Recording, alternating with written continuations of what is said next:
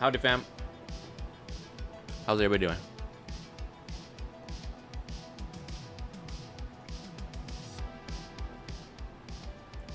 Got a royalty-free retro synthwave going in the background. I hope you enjoy it. I searched long and hard.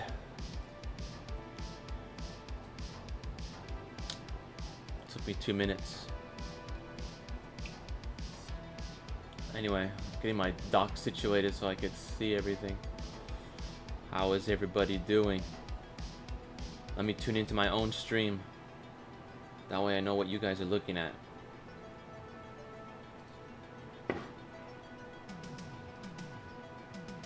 That way I could also have at least one viewer, myself.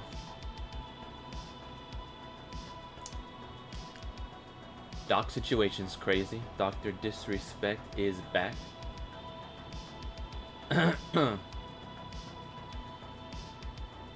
My channel, where is it?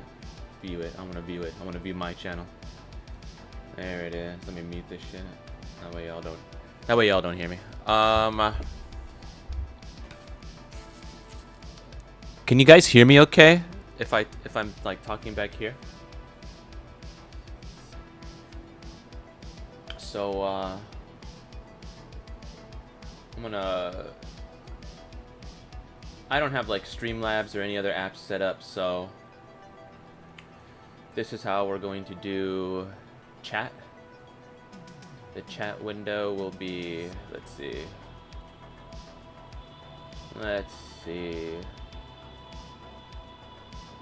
This? Yeah.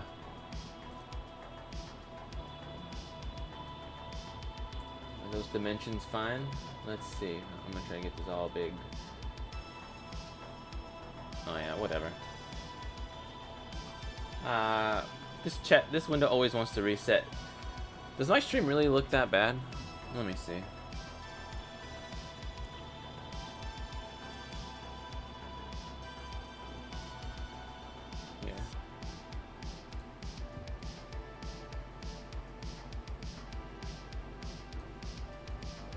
Infinite regress in just a moment.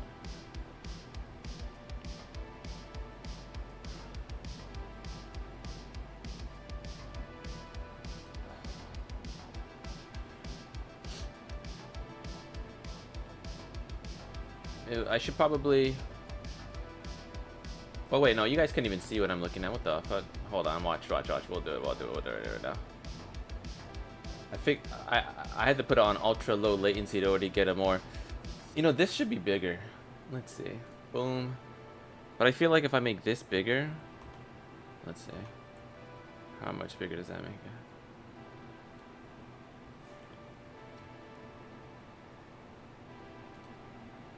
Can I make this smaller? Is that a good way to make it small? Should I do it like that? Howdy, fam. And then I'll just move it over like this.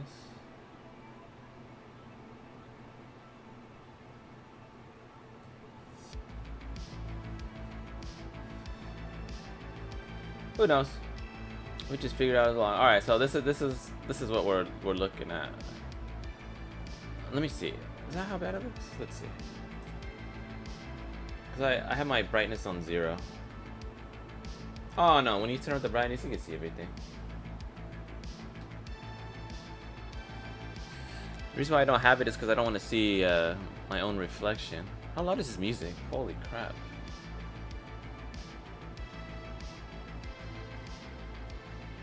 Oh, I don't know, who cares? Here, I'm gonna see how loud it is. Let's see. I'm gonna pause it for just a second. Like that. You guys don't know what I'm looking at, so let's see. Hello? I'm gonna hear myself. You guys can hear me now. Hello? I'm gonna hear myself. You guys can hear me now. Hello? There it is. Okay. And then I'm gonna go back in time. Okay, not too bad, not too loud. I wonder why. Put on ultra low latency to already get a more. You know, this should be bigger. I wonder why it's so loud in my ears then. I gotta maintain that smile for the camera, yeah. Let's see. Oh wait, you guys still don't see. Here, how about this? I changed it so that, yeah, that's kind of weird, huh? Alright, well, I guess I'm fine with that. I don't know. Anyway. It's because one of my screens is HDR and then the other one's regular, but the one that's regular, like, I put it down really low. Anyway. Let's see. I don't want to look at that. That's pretty crazy though, right, fam? This old Dr. Disrespect thing. This is a great stream, so I'm gonna give it a thumbs up. Don't forget to give it a thumbs up if you're watching this stream right here. Aw, dang it, I think I messed up the screen. I literally will not be able to get that. Oh, how do I?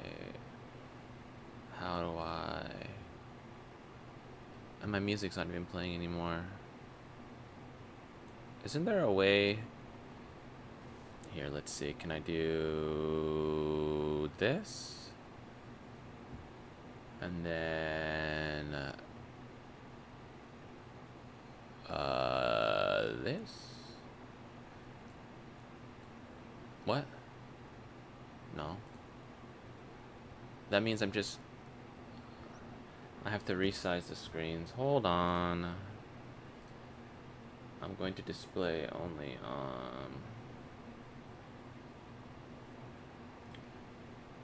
two and then revert.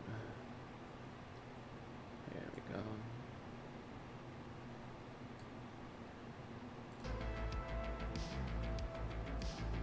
Let's see.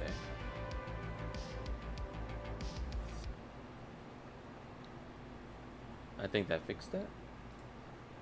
Yeah. There we go. There we go. Alright, so trying out this new... Oh, I gotta fix the chat. Man, I honestly don't know what I'm doing. Is this even showing? Did I get rid of the chat window? Here, we're gonna figure it out. Hello, someone there? Hello? Don't feel shy. Say hello. I mean, you don't have to, but it makes it better. Oh, this. Here it is. Alright. What's up, Amanda? We just chillin'. You know what movie I saw today, Amanda? Hold on. Oh, tengo comida.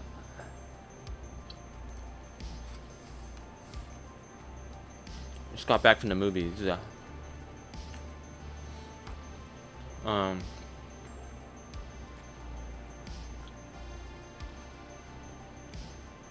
Huh? For some reason, error. YouTube is not receiving enough video. What does that mean?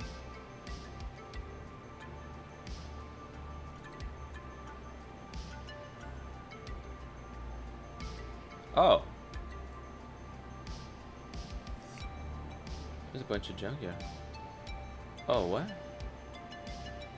Open widget? Does that mean you guys are experiencing buffering right now?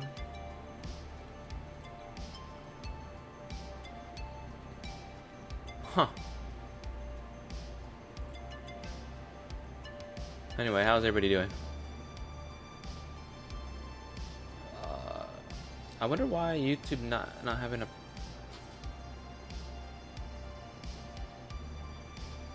Anyway. I saw Beetlejuice today. It came out today. I only went to go see it because it was a new movie to go see, and I have Regal Unlimited. So I'm already paying for it. Might as well watch whatever I want. Ordinarily not the kind of movie I would go pay to see, but actually, I would say it's fairly enjoyable. It's not really my kind of movie, but I would say it's definitely an enjoyable movie. It's a lot of goofiness. There's definitely a lot of that old like late 80s, early 90s aesthetic and the like goofiness and stuff like that. So that was actually kind of appreciated. Kind of a throwback. Kind of a throwback to all those kind of old movies.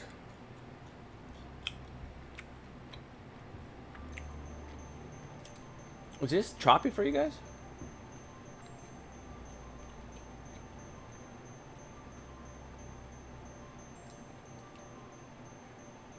Anyway.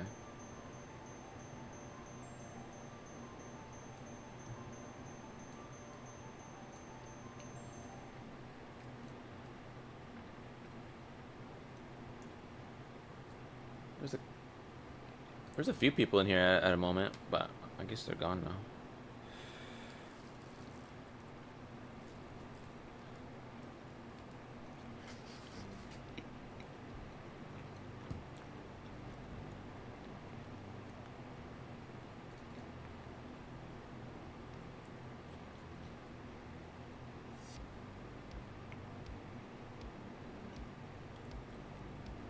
I can't tell if it's buffering or what. It just looks like you haven't clicked it.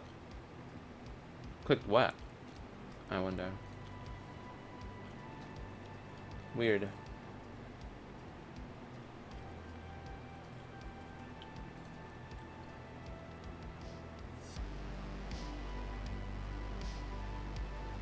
Let's see.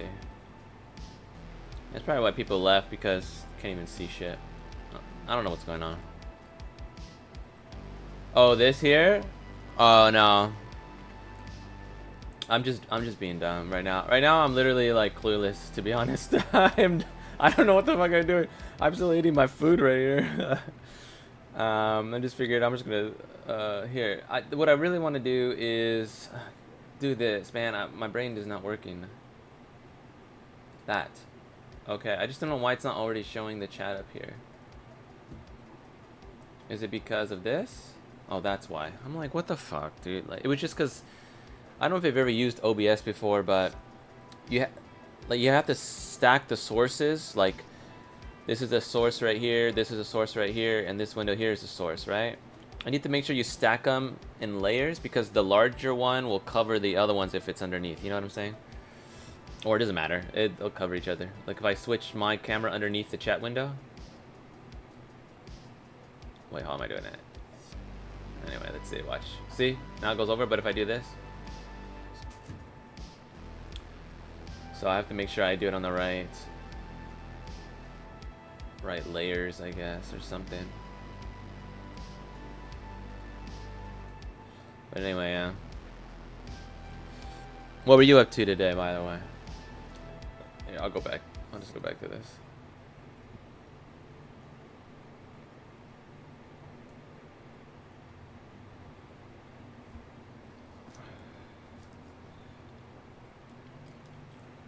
I feel bad because today I didn't do any writing.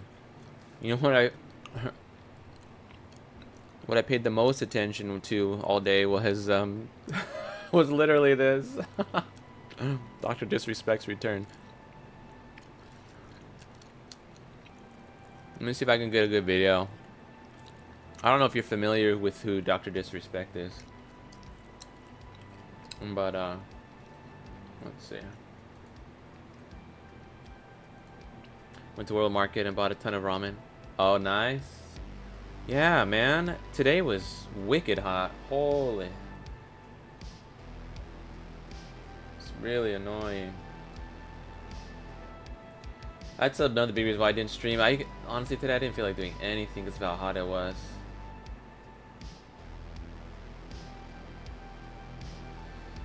But, Doremi, hello! Welcome to another Friday night with the SteubeMan.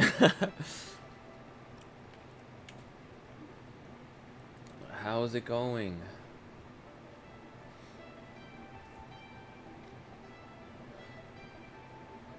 Let's see. I want to find a video.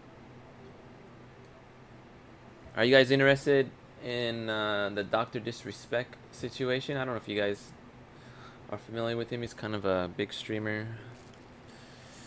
Me overall, I'm doing good tonight. Just got a little orange chicken, and also got back from seeing Beetlejuice just about an hour ago.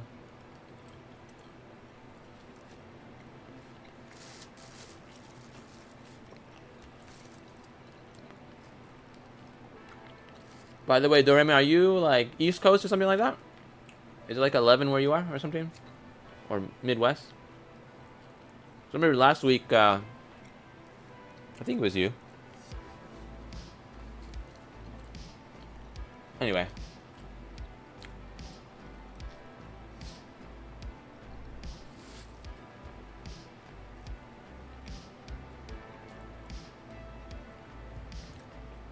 Which one is that?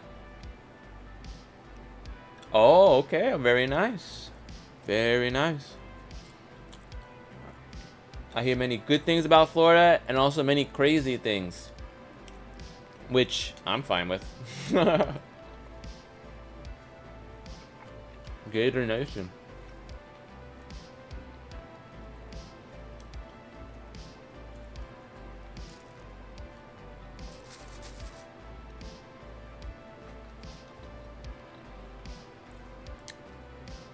Man, have you ever taken a trip to Florida? Are you saying it? Okay.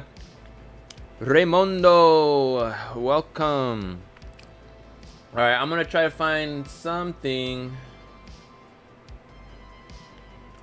I think Florida's scary because of all the wild animals that you could encounter, like the alligators and shit. All right, let's see. The same people that made this decision. All right. You know what? We will watch. I know I watched this earlier today. So, actually, we'll go right to his live stream. Why not? We'll just go right to it. Not to disrespect live. And yeah, he streamed for a full day. So this is his first time streaming since all the controversy, and it's about right here actually. After he does Wordle. So I've always liked Dr. Disrespect, and yeah, what's up? What's up, Tofu? What do you mean, Amanda, that you like did a Google Maps kind of virtual tour or what? Yeah. Yeah, Dr. Disrespect situation is definitely crazy. So let me pause la música.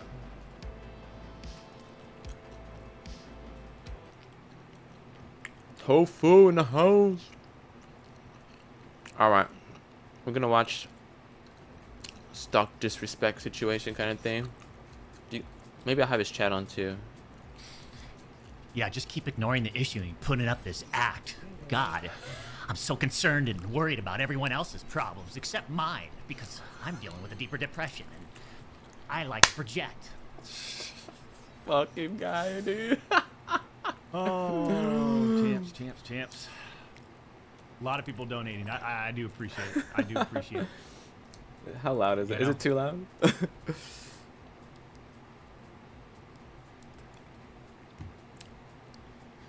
Dude, Dr. Disrespect, he's funny. I don't... Are you nervous to be back? Ah, man.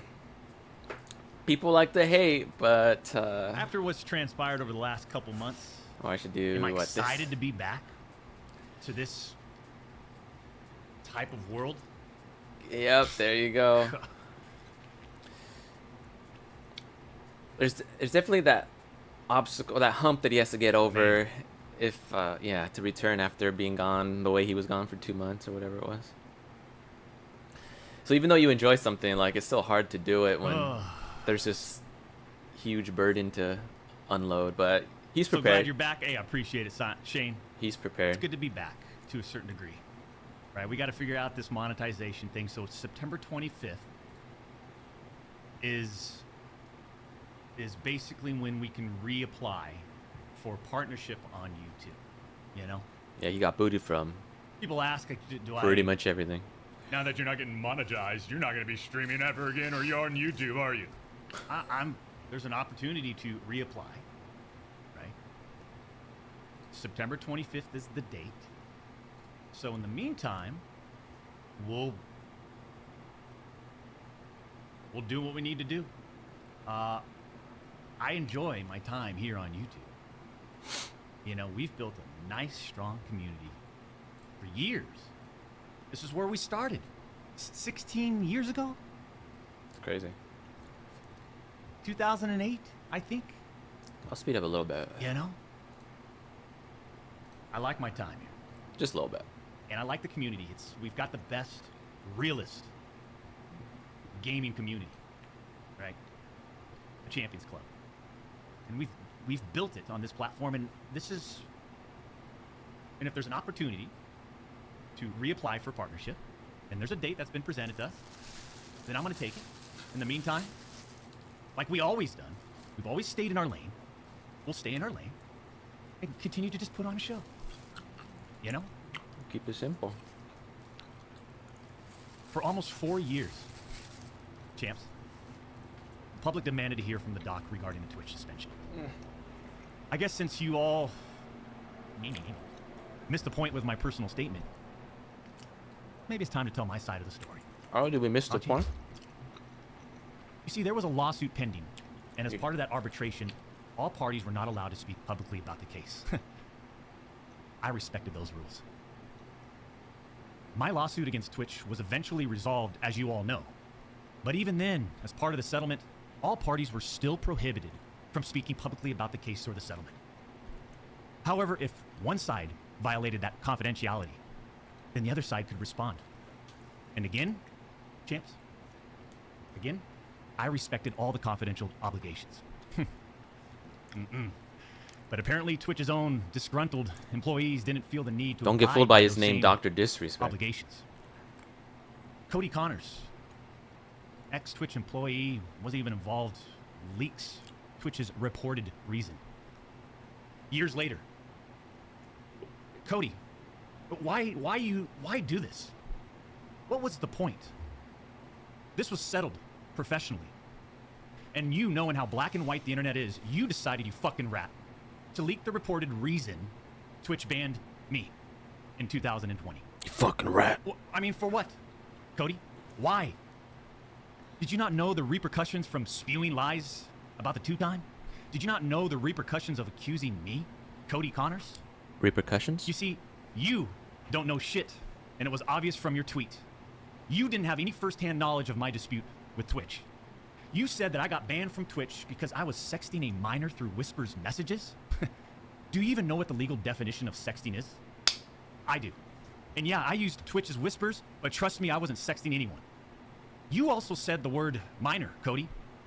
I even made sure that word was emphasized in my statement, edited. That was wild, dude. Just to make sure these so-called journalists would pick up on it. And boy, oh boy, did they ever, champs. When you and all these so-called journalists, Cody, fired off your tweets, did any of you consider that the Twitch user may have been over the legal age of consent at the time of the messages? You didn't. Neither did any of these journalists, and neither did Twitch at the time of the ban. You also tried to tell the world that I was trying to meet up with this user at TwitchCon, but you're wrong. Let's set the record straight. I never intended to meet this user ever. We never made plans to meet at TwitchCon or anywhere else, and in fact, we never met in person ever.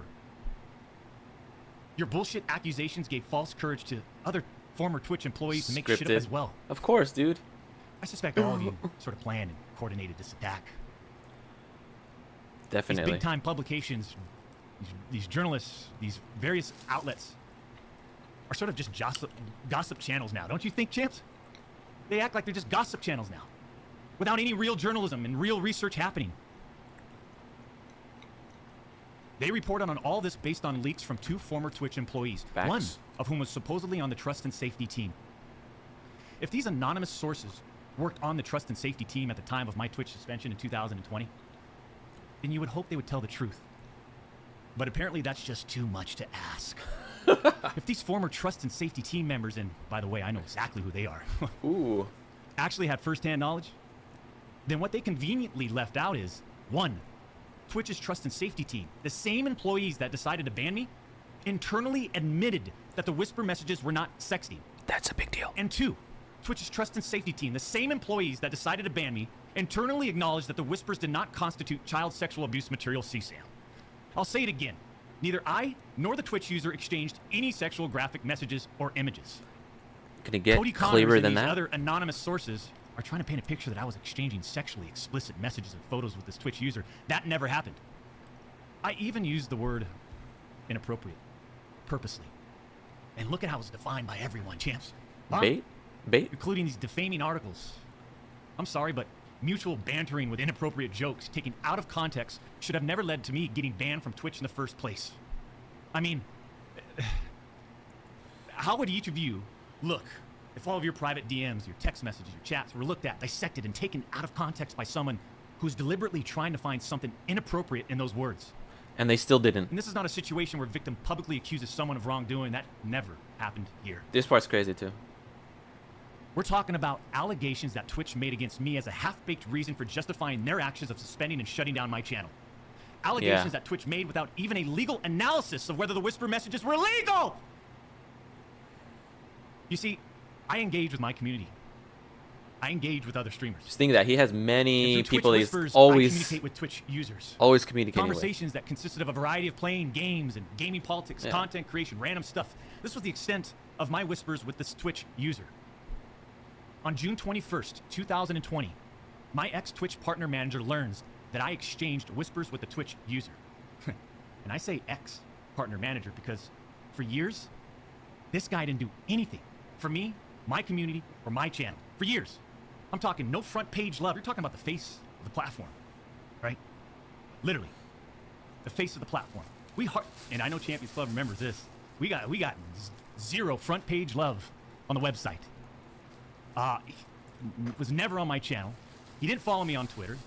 He wouldn't even inform us about Twitch rival tournaments. We're talking about the two-time Twitch rival tournament. Oh, I'm sorry. Would you want to play in it? This guy sounds like a douche. Zero support douche. from this guy. And it was just so obvious that he carried a grudge against the two-time. So after we signed with Twitch in 2019, we asked for a new partner manager. And just a few months later, that ex-Twitch partner manager is directly involved with getting me banned. Coincidence? Yo. Okay. The Twitch user tells the ex-Twitch partner manager that they do not want to report anything to Twitch. I'll repeat that sentence one more time just in case anybody missed that one. The Twitch user tells this ex-Twitch partner manager that they do not want to report anything to Twitch. But this ex-Twitch partner manager encourages the user and even directs them to file a report directly with Twitch, even though the user told him clearly that we never physically met anywhere and that no photographs were exchanged. On June 24th, 2020, Twitch's special operations team receives and reviews the user's report. And what was their They review? find no issues. The conclusion? And determine that it did not warrant any further escalation to Twitch's law enforcement response team.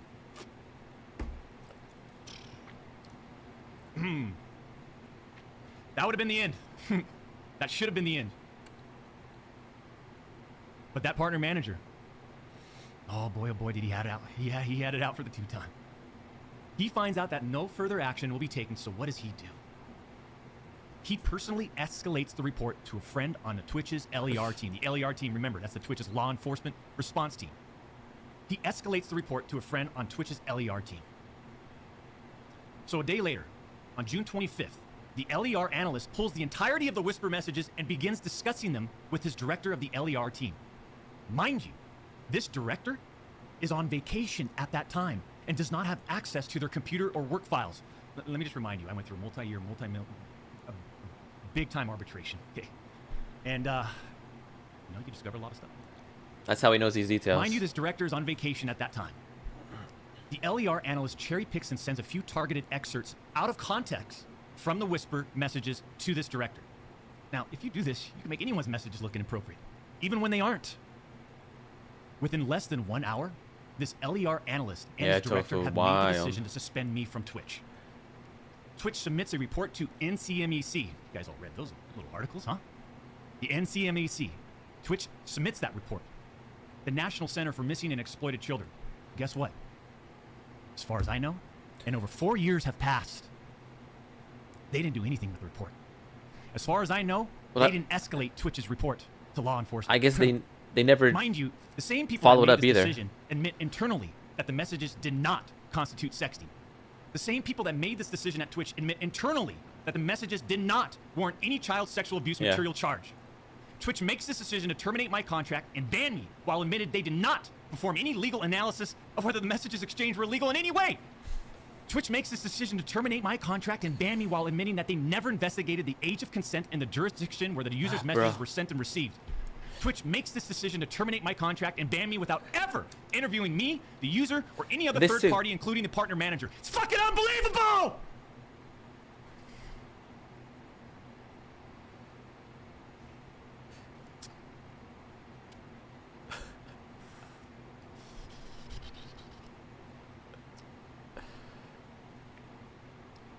I'm not going to get into every detail regarding my legal case.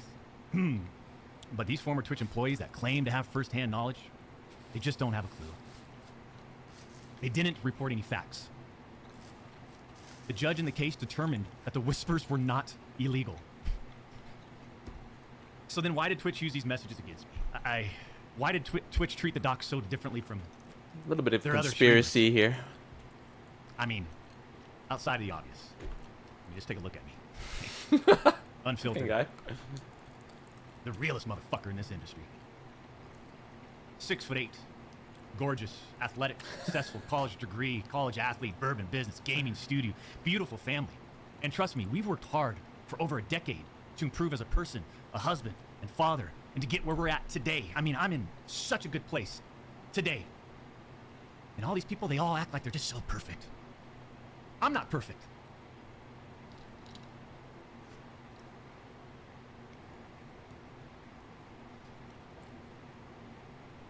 I don't claim to be perfect.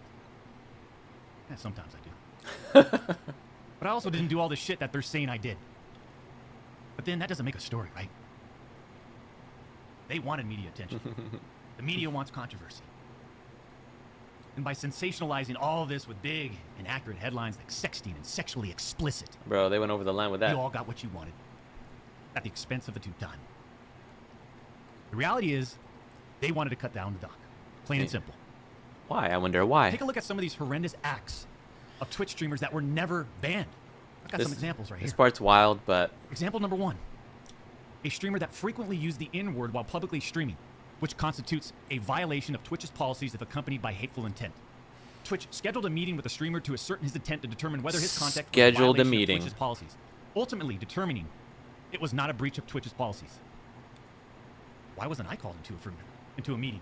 Doc, where's Doc's Why wasn't meeting? my intent taken into consideration, champs? Example number 2. Streamer was reported for discussing doing things with deceased animals and discussing pedophilia, all while live streaming. Never suspended, but instead given a multi-million-dollar contract. I have no idea who Example this could number be. 3. Streamer was reported for a sexually explicit stream involving children and telling children to send Snapchats of them playing with themselves. Never suspended, but instead, given a multi-million-dollar contract. For real? I don't know. That's... It's so obvious that certain It has to be Twitch somebody executives famous. and employees involved had personal biases against the doc and used all this as an opportunity to terminate my contract. Go back and look at the timing of all this, too. The doc's termination lines up with 2 preferable, profitable, and expensive streamers leaving Mixer. As soon as Twitch knew that Mixer had failed, and go look at the timing. These other expensive streamers needed a new streaming platform. So Twitch rushed through its decision to terminate the two-time. You see, I shouldn't even be banned from Twitch.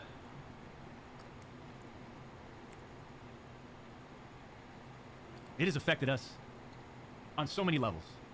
Back in 2020, and now in 2024.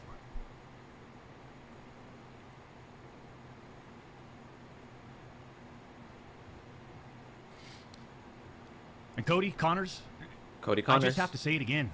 Getting called out. Why would you do this? Why would you do that? Like I said, this was handled professionally years ago. No fucking wrongdoing. But because of you, Cody, we just lost. Fuck, man. A lot of money. His game studio broke apart. Unfortunately, we have to lay off people from Midnight Society. That's his game studio. Midnight Society. Because of you, Cody. They were making a first-person shooter, like a battle royale kind of game. PvE, PvP. You know, through all this, we are where we are. And like a fucking man, I'll accept it. But I don't accept to sitting quietly by and let these idiots attack me with false accusations, no. For all these doc haters out there, too, oh man. The ones that project, worry about everyone else's problems. Doc haters. I can't understand that mindset. I could care less. We've always stayed in our lane. But somehow, some way, these people, they just get in our lane. I've been thinking about the kind of person For all that you is. doc haters, I'm sure you'll dissect all of this and still find a way to publicly criticize me. Do what you need to do. I'll say this isn't for you. This was for my team. Today, my community, my friends, La Familia, that have supported me. And I'm not denying the exchange of whispers, champs. I'm not denying that to all of you out there. It looks bad. I have no way of knowing if the Twitch user thought our exchange of whispers was inappropriate. If it was, I apologize. All I know is that I never did what Twitch, Cody Connors, or the public is claiming that I did. That's it. I'm not saying anything more about any of this, right? Unless I need to, because trust me, I have more I haven't disclosed. I just want to get back to what we do best. Yeah, I think so, too. Put on a show. And climb our way to the tippity top of the mountain. There will always be people that will always in our own lane. say shit like forever, but I think that'll be just a small amount. And then a lot of people are saying, are the messages really that sketch? People want to see the messages, stuff like that. And he'll address it right now. Do you have the messages? But really, like, I don't think he can release the messages, even if he wanted to. Really, I know. You're exactly right, Tofu, because already so many people... Well, all the people that needed to see it have already seen it. People want, show the message, release the messages, show the messages.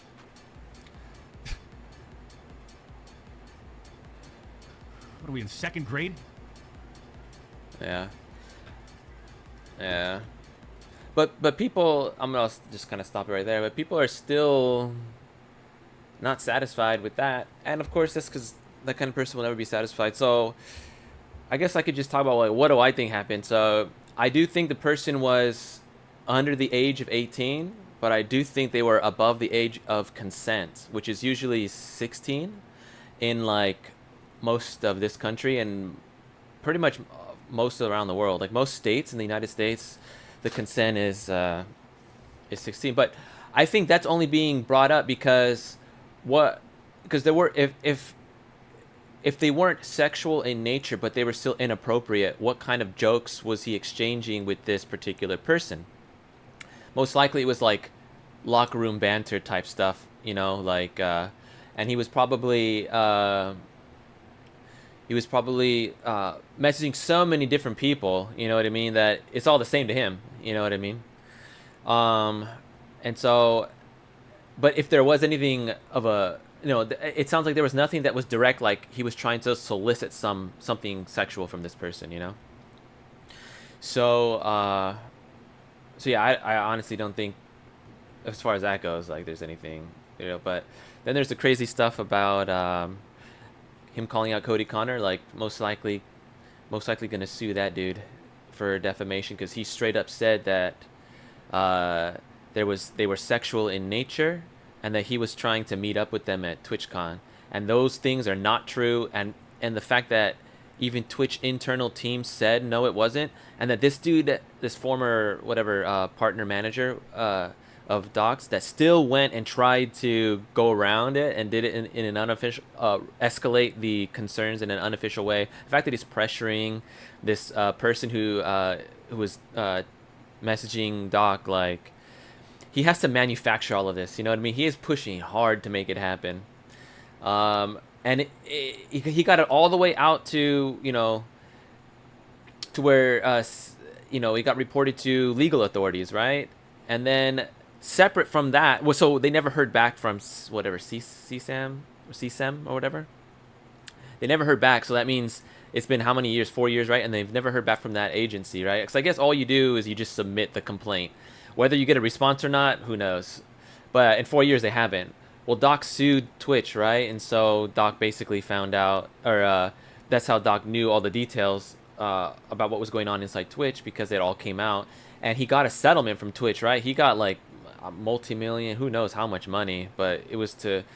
they arbitrarily, you know, canceled his contract, because the reason why he was bringing up Mixer, and it was Shroud and Ninja that got signed to Mixer, but then when Mixer failed, this is what I think is, from Twitch's perspective, I don't think Twitch was like, oh, we need to get rid of Doc's contract and then go get Ninja and Shroud again. I don't think they were thinking like that. I think what they were thinking was, there's no need for us to have entered into a contract with Doc, this multi-million-dollar contract, because our main competition for doing that is gone now. Mixer's gone now, so we need to find a way to offload this dude.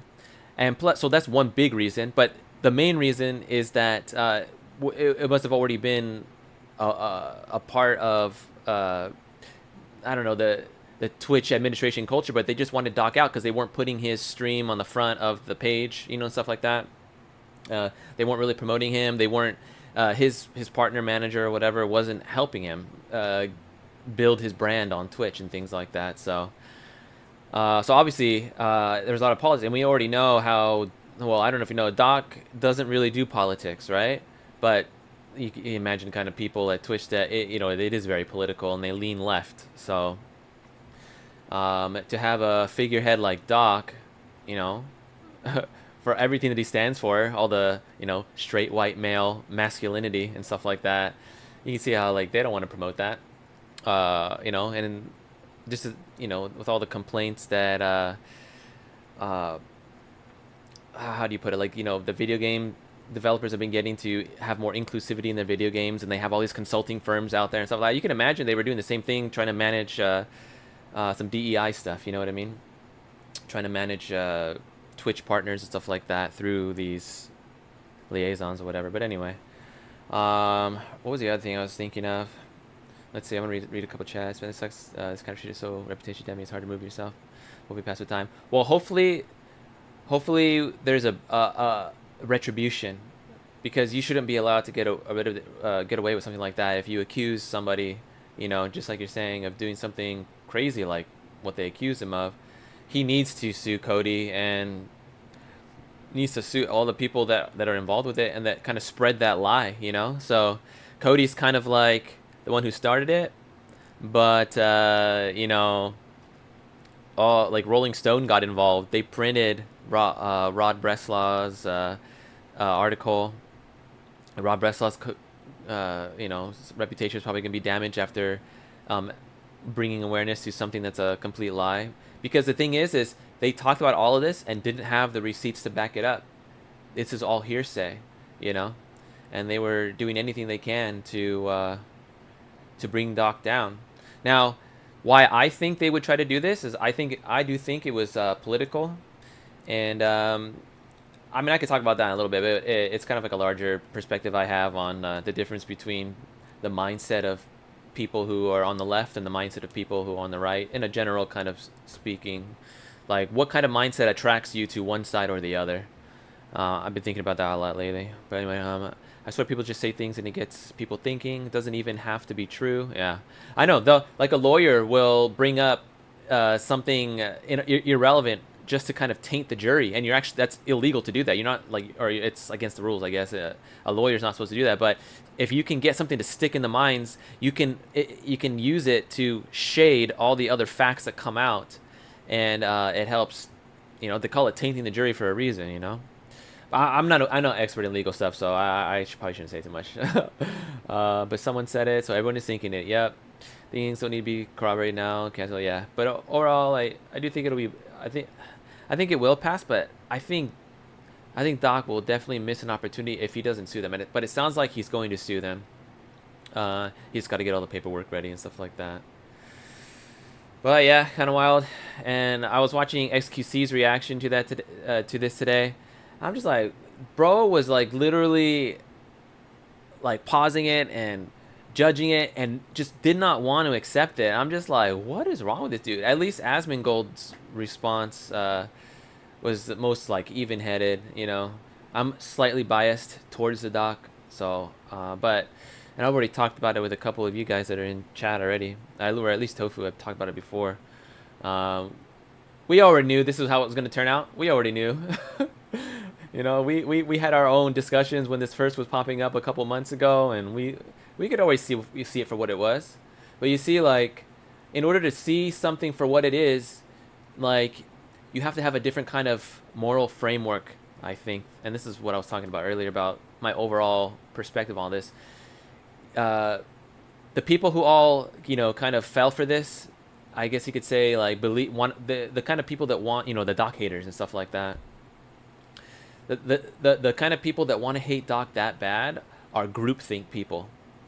You know, they don't have any moral standard outside of the group or the niche that they are that they identify with, and so all their standards are related to the group. So if the group thinks a certain way, they're gonna think that way too. Because if they don't think that way, the group will ostracize them. That's how, in a nutshell, that's how the left works.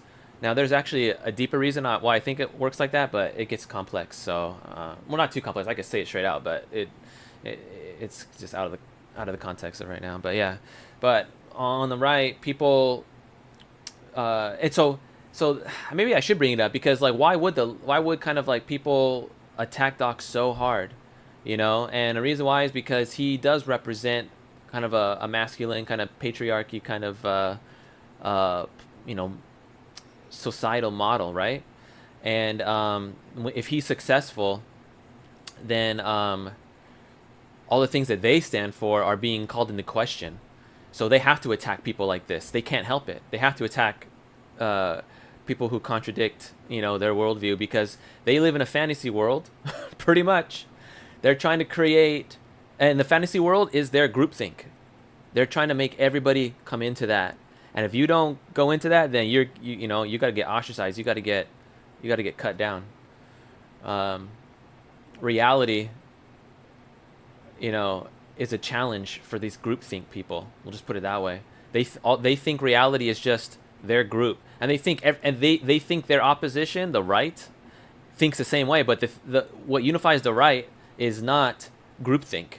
Even though it seems like, oh, you could easily say, oh, you know, all these male, you know, Doc's fans and stuff like that defending him, they'll let anything slide. That's actually not the case, because you can sense if you aren't wedded to groupthink, but you actually think about morals as something that transcends the group, then that's actually where your mind is, and you can look down and see what's really happening. And so most people could tell something was really fishy, you know, and having that distance allows you to make better assessments of the world. If you're all stuck in groupthink, that's all you got is what the group thinks. So anyway, so the reason why they're going to attack somebody like this is because he represents transcendent moral standards. And the left, when you get stuck into groupthink, your moral standards are the group's moral standards. So you have to, like I was saying earlier, you have to push back against it. And so it's easy to attack this guy, because think about if he was on the left and he was trans. He wouldn't be getting this kind of pushback. He would not be getting this kind of pushback. There would be no reason to.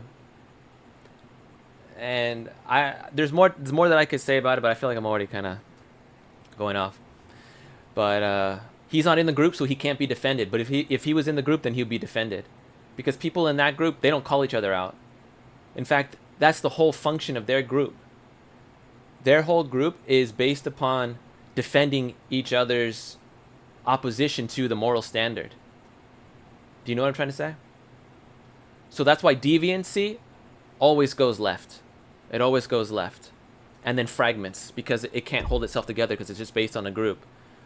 When things go right, it usually becomes a unified thing, and that's why, you know, it's easy to criticize the right for being fascist, or it's easy to criticize the right for having an emperor or like a dictator kind of mind. But if you go left, everything just fizzles out. Like the group, there's no cohesion really. It ends up slipping into degeneracy, and then a dictator always shows up at the opposite end and then brings it full back around. So it's like a spiral, right? Or a circle. But yeah. So they give on the left, everybody gives each other a pass. I'm saying like maybe I'll just say like 85%. Those are the kind of people that get attracted over there. People who give each other a pass. You know, the only people that get brought down are people who are critical. You know, who like who hurt each other's feelings and stuff like that. But the people on the right, how do you bring them down? You just hold them to their moral standard, because the moral standards are hard to uphold. You know, they're hard to live up to. But just because they're hard to uphold, do we fucking get rid of them? You know? If you think so, then we go left. Or, I don't know. I don't even know what the screen is. But, yeah. Anyway, I kind of went off there. But that's just kind of my opinion. I don't even know if that makes any sense. I hope I articulate that. What y'all think?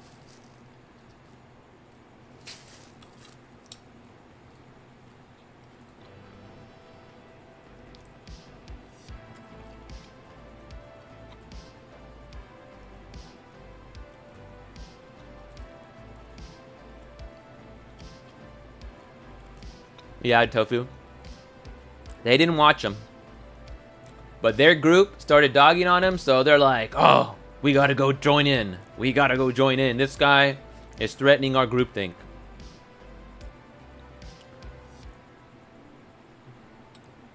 But it's mob it's mob rule over there, you know? And even my book I'm reading, Demons by Dostoevsky, is talking about how communism first came into Russia and stuff like that. And dude, there's literally in the beginning where he's talking about how these communistic, socialistic ideals come into a country and infiltrate and stuff like that. It's literally through groupthink and through policing everybody, and taking control of the organs of public discourse. For instance, newspapers and media, and social media is the modern day of that version of that. But they were even doing it back then, where there was it's described that there's a scandal that happens at this kind of like literary group meeting, which is amongst private people in this story. And then one person causes a scandal to another person, but and it somehow leaves there. It somehow gets passed on to the newspapers. Everybody starts talking about it. It gets spread around as like gossip, just like he was saying, you know, gossip. And then they use that to try to cancel someone or to discredit someone. But how can you be like, that is not about attaining the truth at all. Like how, like what? Why would you want to be a part of that? The only reason why you want to be a part of that is because you're looking for group affirmation or something, I guess. I don't know. But people who usually gravitate towards the right, they usually like they're attracted to truth, and they're attracted to maybe it sounds kind of bold-faced to say, oh, they're attracted to truth, but really they're attracted to the idea of a transcendent moral standard. That's what really attracts them. Whether that moral standard is true or not, who knows? But people that are more conservative, people that are more on the right, are attracted to the idea that there's a moral standard that transcends reality, or that transcends the group. Really, not reality, but you know, a metaphysical standard. But people who are attracted to the left are not attracted to metaphysical standards. They're attracted to group standards, and that's the nature. But everybody has a balance of both of those. So I'm not saying one is necessarily better than the other, because just as much evil is committed by a false transcendent morality as there is by having, you know, a totally degenerate moral standard, you know? So there's a balance. So I'm not saying one is, you know, but if you want to know why there's a two-party system in the United States, that's why. Because they just reflect the two tendencies apparent in man, towards a temporal order and towards an ascendant, you know, metaphysical order, you know? And that's what we are. We're both of those things. So we're in the balance of those two. And so you have to pick and choose with how you're gonna navigate that, you know. Anyway, What y'all think about that? Should we watch something else?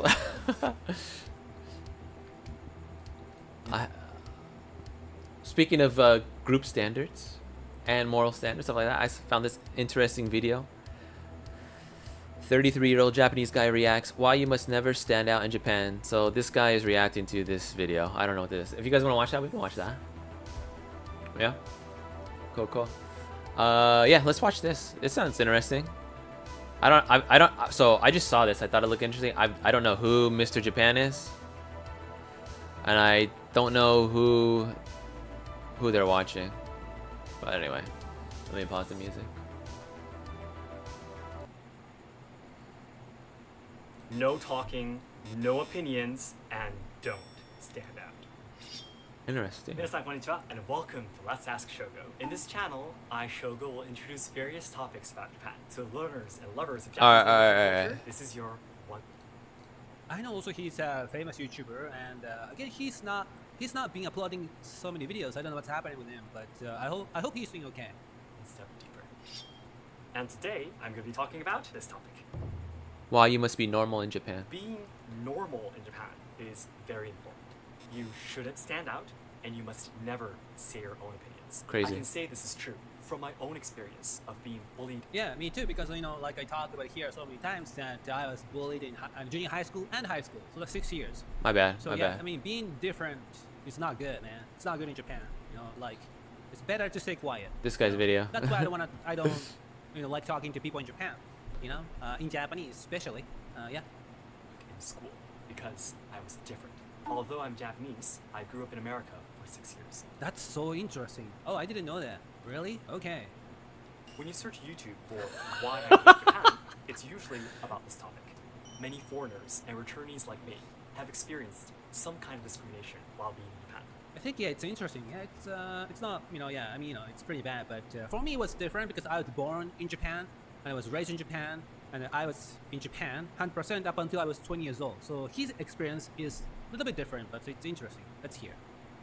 So today, I will first explain 2 real-life examples of how Japanese society forces you to be normal. Then, I will introduce one study that might be an explanation on why this is a characteristic seen in Japan. それでは、本日も参りましょう。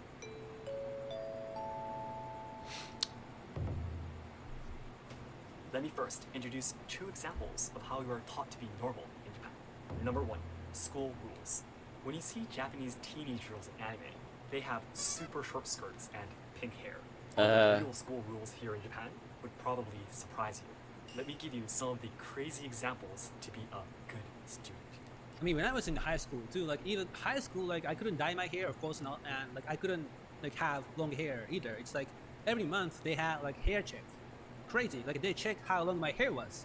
Isn't that crazy? What did you pull out a ruler or Sure, what? for men, that hey, your hair is not too long, right? That was test. Crazy. What kind of test was that? Stupid.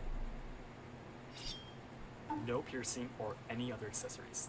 The length. Of course, that's out of a question, man. Piercing? No, man, that's crazy. Yeah, that's skirt, yeah. Of uniform skirts must hide your knees.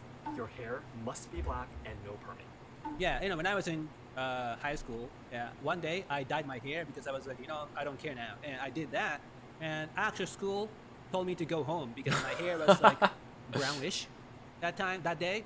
And I had to dye back to black. So yeah, it's crazy. Yo.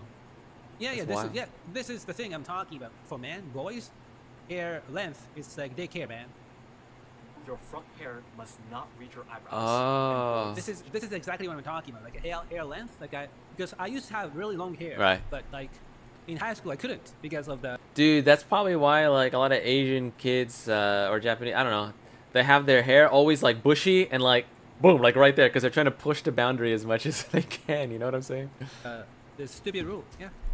Should not have their hair covering their ears, and the girls must tie their hair if their hair touches her shoulders.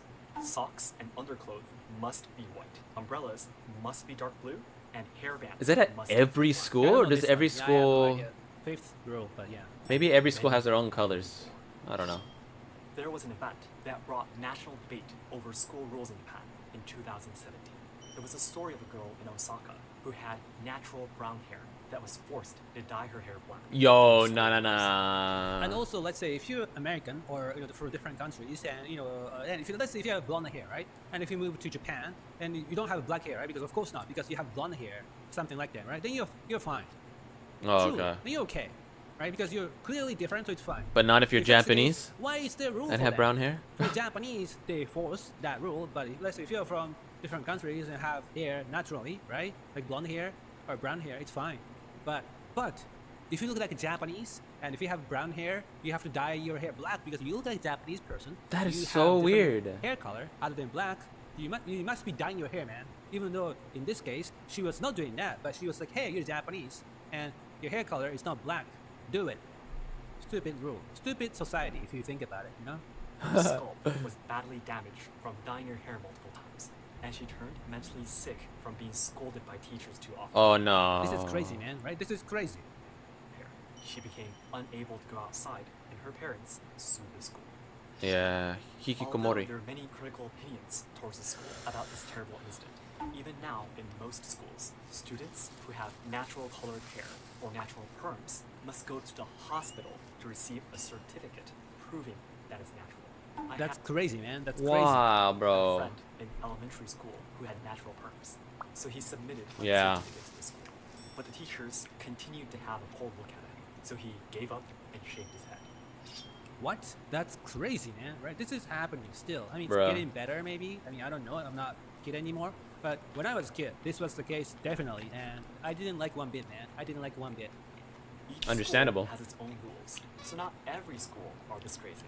But as a Japanese, I feel that more than 90% of the schools are still like this in Japan. I mean, hair color is definitely a thing. Hair length is kind of depends, like, yeah, but hair color is, it For must sure. be black, 100%. And perms, not good, not good. Piercing, God, no, man, no. Tattoos, no tattoos. That's crazy. That's crazy. Number 2, job hunting. Tattoo In is Japan, Here we there is go. a tradition related to of Yakuza. Job hunting season, or shūshokukatsudo in Japanese. Shūshokukatsudo. Every year, about 90% of university college students who are in their final year of study will start taking tests and interviews at once to find a job. This tradition started in the period of high economic growth from 1955 to 1973 for companies to efficiently gain supply of labor force every year. And this job hunting culture is also a very good example of how Japan loves to force the young to be the same. And also, I think this is the thing, is that this job hunting thing is not practical anymore, but many companies, they like this kind of stuff. Why? Because this is the stuff. Because when they were younger, they had to do it. So young people now, they have to do it too. That's what it is. It's like, hey man, when I was younger, I had to do this crazy stuff, like ritual, job hunting. Now, maybe it doesn't make sense, but you have to do it because I had to do it. I think that's the thing. Huh. Wearing a pitch black suit. That's how you Must lose the be reason on why you boys' do shorts things. and girls' Hair must be black again. That's true. That is true. must tie their hair this long. Always smiling. A loud and clear voice. Yep. Say what to say at interviews. Oh, maybe that's why they always have. I, Oh, of course, oh. They experienced always have the job hunting resonant myself, voice. But it is truly scary. All the young college students who used to dye their hair, wear any clothes they like, and enjoy their personalities, suddenly all try to look normal and the same like everyone else. I mean, only way to get out of this kind of thing is just start their own businesses or start a YouTube channel or something else like he's doing. But he looks like a typical Japanese. That's the irony here. And wearing like a kimono and a sword, which is again kind of the irony, but it's fine. It's kind of maybe funny a little bit. But yeah, I mean, again, if they don't want to do it, like they have to like start their own companies. That's what it is, Like a facial hair, same thing, basically. Hmm. And there actually is a correct answer to what to say at a job interview. There are many textbooks sold every year about what and how a good job hunter will reply at interviews. I feel like I that. personally felt this culture was too strange, so I I feel like that happens here too more and and more. that's how I started working at Shishin Samurai Restaurant first. I never have and never will regret this. To get a clearer image, there is a perfect YouTube video called Shukatsu Kyosogyoku. You don't need to be able to speak Japanese to understand it, so I hope you can take a look. Addiction to justice. Why do Japanese people cherish being normal so much? One way to explain But again, it's kind of interesting. I just made a video about Otani Shohei, right? So in Japan, in order to do something that you want to do, you have to stand out so crazy that no one can challenge you anymore. Right? Because think about Otani Shohei, who can challenge his ability? He's awesome at what he does. So in Japan, in order to stand out, to be like be a god-like figure, you have to be so great that no one can challenge you. It's like that's what it is. If you're kind of better than other people a little bit, they'll attack you. So then you're gonna be like everybody else. That's what it is. So you have to be great, like a god, in order to be stand out and fine, not be bullied. You know? Yeah. Explain this is because Japanese people are addicted to justice. By natural instinct, humans feel pleasure when we right the wrongs. That being said, people who are craved to feel this pleasure become addicted to justice. Interesting. I think he's right, and it's so interesting point. I think so. I mean, that's still happening in Japan a lot. I think that happens around. Stuff. People like attacking other people, man. In Japan, online, people like attacking other people online. It's crazy and it's so cruel, but it's like that's what's happening in Japan. Online, Yahoo Japan, Twitter, you know, even YouTube comment. They're so mean, man. They're so mean. I don't want to talk to them ever. Why do humans feel good? I wouldn't when we either. right other people's wrongs. This is because humans Right? are social creatures and lived in groups for over 2 I don't think we do that anymore in Japan, especially places like Tokyo. No one knows each other, and we don't want to talk to each other, man. I mean, like, Oh, yeah. like, yeah. I mean, no one knows their neighbors now. I don't think so, man. This I heard about that, how like you literally people will eat breakfast or eat their lunch from their, like say they're at work, they'll go out to their car, sometimes they'll literally just rent an Uber just to travel around eating lunch and then go back to work, or it's crazy stuff just to be alone because it's so crowded. is that's why maybe it's happening online, because it's kind of collective still, like Twitter and stuff, possibly. So it is a human instinct to exclude the people of the group who acted differently. I mean, Japan is like on steroid, right? Because it's an island nation, it's isolated. So if you're Japanese and if you're not acting like it, then you're done. You're done for, you know? Maybe that's why I was bullied. Who knows? Keeping a person who is not a team player or one that disturbs the harmony of the group would lead to a life or death situation. And even though we live very different lives now compared to the hunting and gathering era, this trait still exists in us. While every human shares this instinct of feeling pleasure when avenging. Well, Japan was like that up to like 100 why are Japanese people, like especially end of the 19th century. into it? It is because Japan is a country of natural disasters. This Really? part's That's an interesting take. yeah. Okay, let's hear him out. That's interesting. Really? Natural disasters? Okay. Japan is an island on top of 4 of the 10 crustal plates on Earth. This means there are many volcanoes and earthquakes will frequently occur. Japan is just 0.28% of all land on Earth, but 7% of active That's wild, volcanoes dude. exist in Japan. But maybe that's why we have a lot of onsens or hot springs. I love hot springs, man. I love hot springs because hot springs, many places, almost every place on hot spring places, they don't allow to take pictures or videos, so I cannot show anything like that. But it's like hot spring, natural hot spring. It's awesome. It's awesome. I heard good I want to things. go there every day if I could. Therapeutic. I love hot springs. Maybe thanks to this. I love it. It's awesome. Yeah, you just might actually have a volcano 20% explode on you, or an of earthquake earthquakes sink you into the smaller ground. than magnitude 6.0 Worth it, though. happens in Japan. Also, an That's average crazy. of 26 typhoons pass near or over Japan every year. And That's so 7 wild. disasters occur because about 70% of land in Japan are mountains. Crazy. In order to survive in such a harsh environment, Japanese people learn to always cooperate with each other. I don't know. Maybe this was the case back Yeah, then. I I don't think that's this the is- case anymore. It's like when stuff like that happen, we just care about our family, right? That's what it is. I don't give a shit about other people's like walking around, running around. I don't think we're gonna help each other anymore. I don't think this is the case, man. I think in the past, maybe he's right about that. In the past, But something now, carries because over. community's dead in Japan. No one talks to each other. It's like let's say Tokyo. I mean, if some stuff, natural disaster happen in Tokyo, I think it's gonna be disastrous. Why? Because no one will help each other. It's because why would they? You know, they don't talk to each other on a daily basis. Why would they help anybody, man? Right? I think this is not the case anymore. But maybe. Nonetheless, And it's at the ingrained same in their time, culture. to violently attack anyone who wouldn't. If you had one selfish person in an emergency, Oh, there's a I risk see, I it see. would Yeah, kill yeah, yeah, yeah. everyone in the community. I think now everyone is selfish. I think no one would help each other, man. I think again, maybe in the past, maybe that's the case. Bro, it was very cynical. Many people Holy around the world dude. praise the politeness and cooperation of Japanese people, but in a way you can say, It's a Japanese instinct Hmm. not to be hated by anyone or to be thought as a traitor. Yeah, I mean that's why I don't really. I think talk there are to definitely anybody aspects. I mean, we all are human in the Japanese, end. in Japanese anymore because I don't wanna. You know, it's a waste of my time. I think. I mean that's why like. But it when just again, seems like I it's think I talked about this amplified in before Japan. When I thought about starting a YouTube channel about teaching English to Japanese people, right? I mean it's just not. It's not worth it, man. Because It's like 'cause it's not like you can get so many. they're on an views or island, something right? And like so it's that, just because, again, amplified, like. I've studied some YouTube channels about teaching English, right, for Japanese people, and they're not doing well, to be honest. Not that much, right? And you know, many comments are mean too.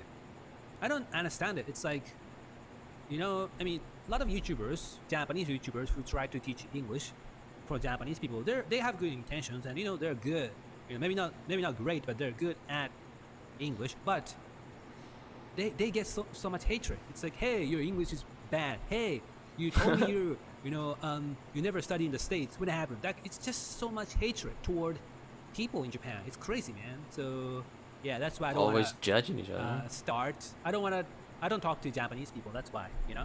Holy. I know that many people, regardless of nationality or gender, are suffering from being discriminated in Japan. I Oh, hope this maybe. I don't know. Maybe, yeah. video will be a chance for you to deepen your understandings towards Japanese society and hopefully relieve some of your pain. Today's Lastly, conclusion. today's conclusion. I introduced 2 real-life examples of how Japanese society forces the young to be normal. School rules and job hunting. They both train you how to be a good student and a good adult. The reason why being normal is so important in Japan can be explained by a human instinct of feeling pleasure when you avenge. I mean, I think this is a great take. I think this is like it's explaining what's happening in Japan. It's like everyone likes to attack people online, and when it's like in the States, right? People make mistakes. You know, I mean, I don't know what's happening now, but in the States, especially, it's like people get second chance, third chance. In Japan nowadays, Yeah. like if you make one mistake, you're done for. It's like you make one mistake, you're done. People attack you forever and blah blah blah. That's what's happening, you know. And I think this is explaining stuff really well, like this justice stuff. Definitely good stuff. Injustice. This instinct was born because humans have lived as social creatures for too. I mean, I understand this one too because Japan was more a community-based society back then. So yeah, The existence of a rule breaker or a selfish person in the group will expose the others to danger. Japanese people are especially addicted to I don't know about this one, natural disaster, because I think now I think natural if, let's say, disasters some do. kind of, huge natural disasters happen, something like that happen. I think people wouldn't help each other. I don't think so. I don't think so, man. I don't think it has to do with like help each other. I just think it has to do with like just the awareness that what you could do has a big effect on other people because you guys are all in this confined spot in a very dangerous location. I don't know. I think there's something that happens to your psyche. You know, kind of puts you on edge, I guess. I mean, I wouldn't, you know. For people who go out of the norm. because Japan is a country of natural disasters. They needed Yeah, maybe the natural disasters just have this like it makes the citizens of Japan feel like metaphysically like unstable. You know what I'm trying to say? And so they do all they can.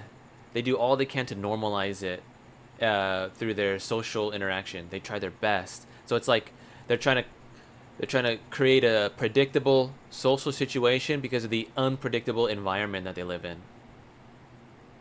frequently cooperate with each other. Again, in the past, maybe that was true, but now I don't think people would do that. I don't think so, man. People don't care about each other. People don't care about other people's. In Japan. Maybe. No, I don't think so. Maybe nowadays. I mean, just maybe because he's like, fragmentation of you know, society in he believes general Japan because of the society a little internet. bit. I don't know. I just don't think this is gonna happen. In order to survive in emergencies.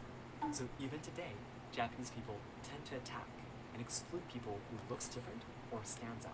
Yeah, this is also true for being able to speak English. You know, people sometimes attack people who speak English. It's like, Yeah. hey, you're Japanese, right? Why do you speak English, man? And it's like, in Japan, we don't need English. We just only need to speak Japanese, man. We're Japanese.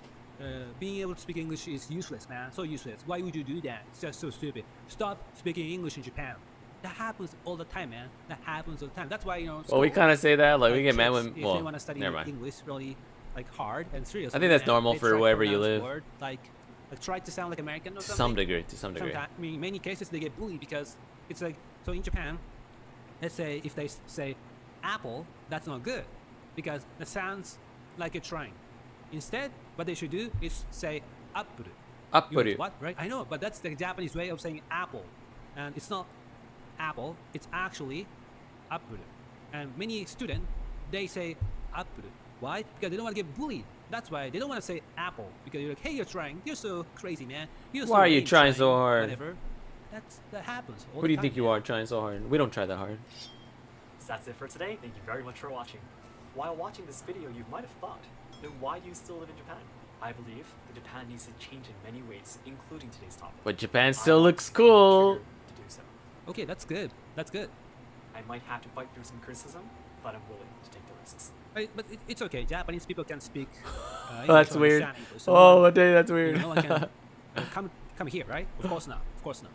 If this video helped you to deepen your understandings of Japanese society, please hit the like button and share it with your friends and family. And I mean, I think in the future I have to watch Oh, his wait. video why he kind of became this kind of Japanese culture person like because it. he's got the whole thing: kimono, katana, and kakejiku. That's also Japanese writing stuff. It's so Japanese. It's crazy. I mean, you know, like I don't wear kimonos and stuff like ever. But because he also why? works I at a don't have restaurant where he katanas. has to have all Why? that. Remember he You know? said? I mean, like I'm more like American kind of person. Well, look at you, I'm dude. Yeah, you Americanized, definitely- you know, Californianized, if you will. You know. This is like But a this young is Hideo crazy. Kojima right here, or So something like many that. Japanese stuff, things. It's kind of awesome, you know. I like it, you know. But anyway, thank you. Let's ask Shogo. I hope you'll be active more, man. I mean, hopefully. But thanks so much, and yeah. So guys, talk to you next time. Okay, bye. Bye.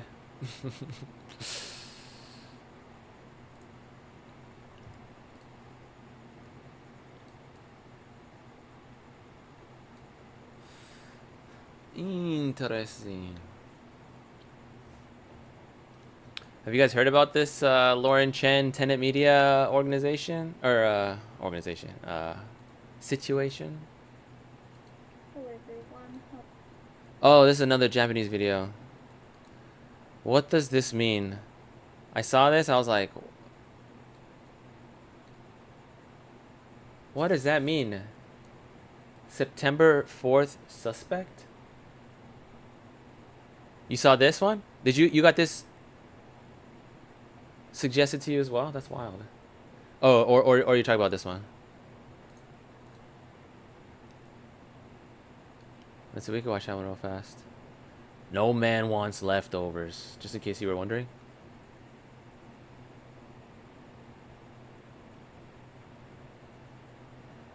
Japan is so lonely.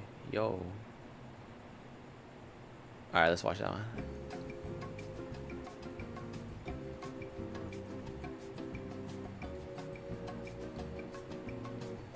Lauren Chen got her complete channel. I'm on the intercom. Where's the intercom? I'm hoping that this will be the last we have to talk about the Tenet Media stuff, although I suspect there will be some I'm future gonna watch it follow-up. faster. The real people who are hurt by this, obviously, is the content creators who, even according to the DOJ, had Lauren Chen was a conservative commentator kind of person, and she's been around for a while, but she's one of the larger names, I guess you could say. But yeah, the whole Tenet Media situation is she's being indicted by the DOJ for supposedly receiving I don't know, something like $10 million from somebody in Russia to start a media organization, and then to recruit other right-wing commentators on the internet into that organization. That's what Tenet was. So Tenet was the name of this media organization that kind of licensed certain content from a bunch of different conservative commentators, or just different commentators in general. Like Tim Pool is one of the big ones that was that signed a deal with Tenet Media. And then well, it's looking like it was a honeypot from the FBI, or from our intelligence, from United States intelligence. And the reason why it's looking like a honeypot is because, for instance, what was supposed to be, so they're accusing people who put content onto Tenet for pushing Russian propaganda. So they were supposedly, allegedly being fed pro-Russian propaganda that they would then make content about and disseminate it on their channels and stuff like that. And then that they exchange money to do that. Supposedly, that's what's being alleged. But what's funny is that Lauren Chen started to actually become, and the whole goal of this was to undermine Trump and to try to get Kamala to be president. So that's what they're saying, supposedly Russia. And then even on the same day that all this came out, I think President Putin of Russia came out and said that he was supporting Joe Biden, but because he stepped down, he supports Kamala Harris or something like that, because that's who they want you to support. So he's going to support.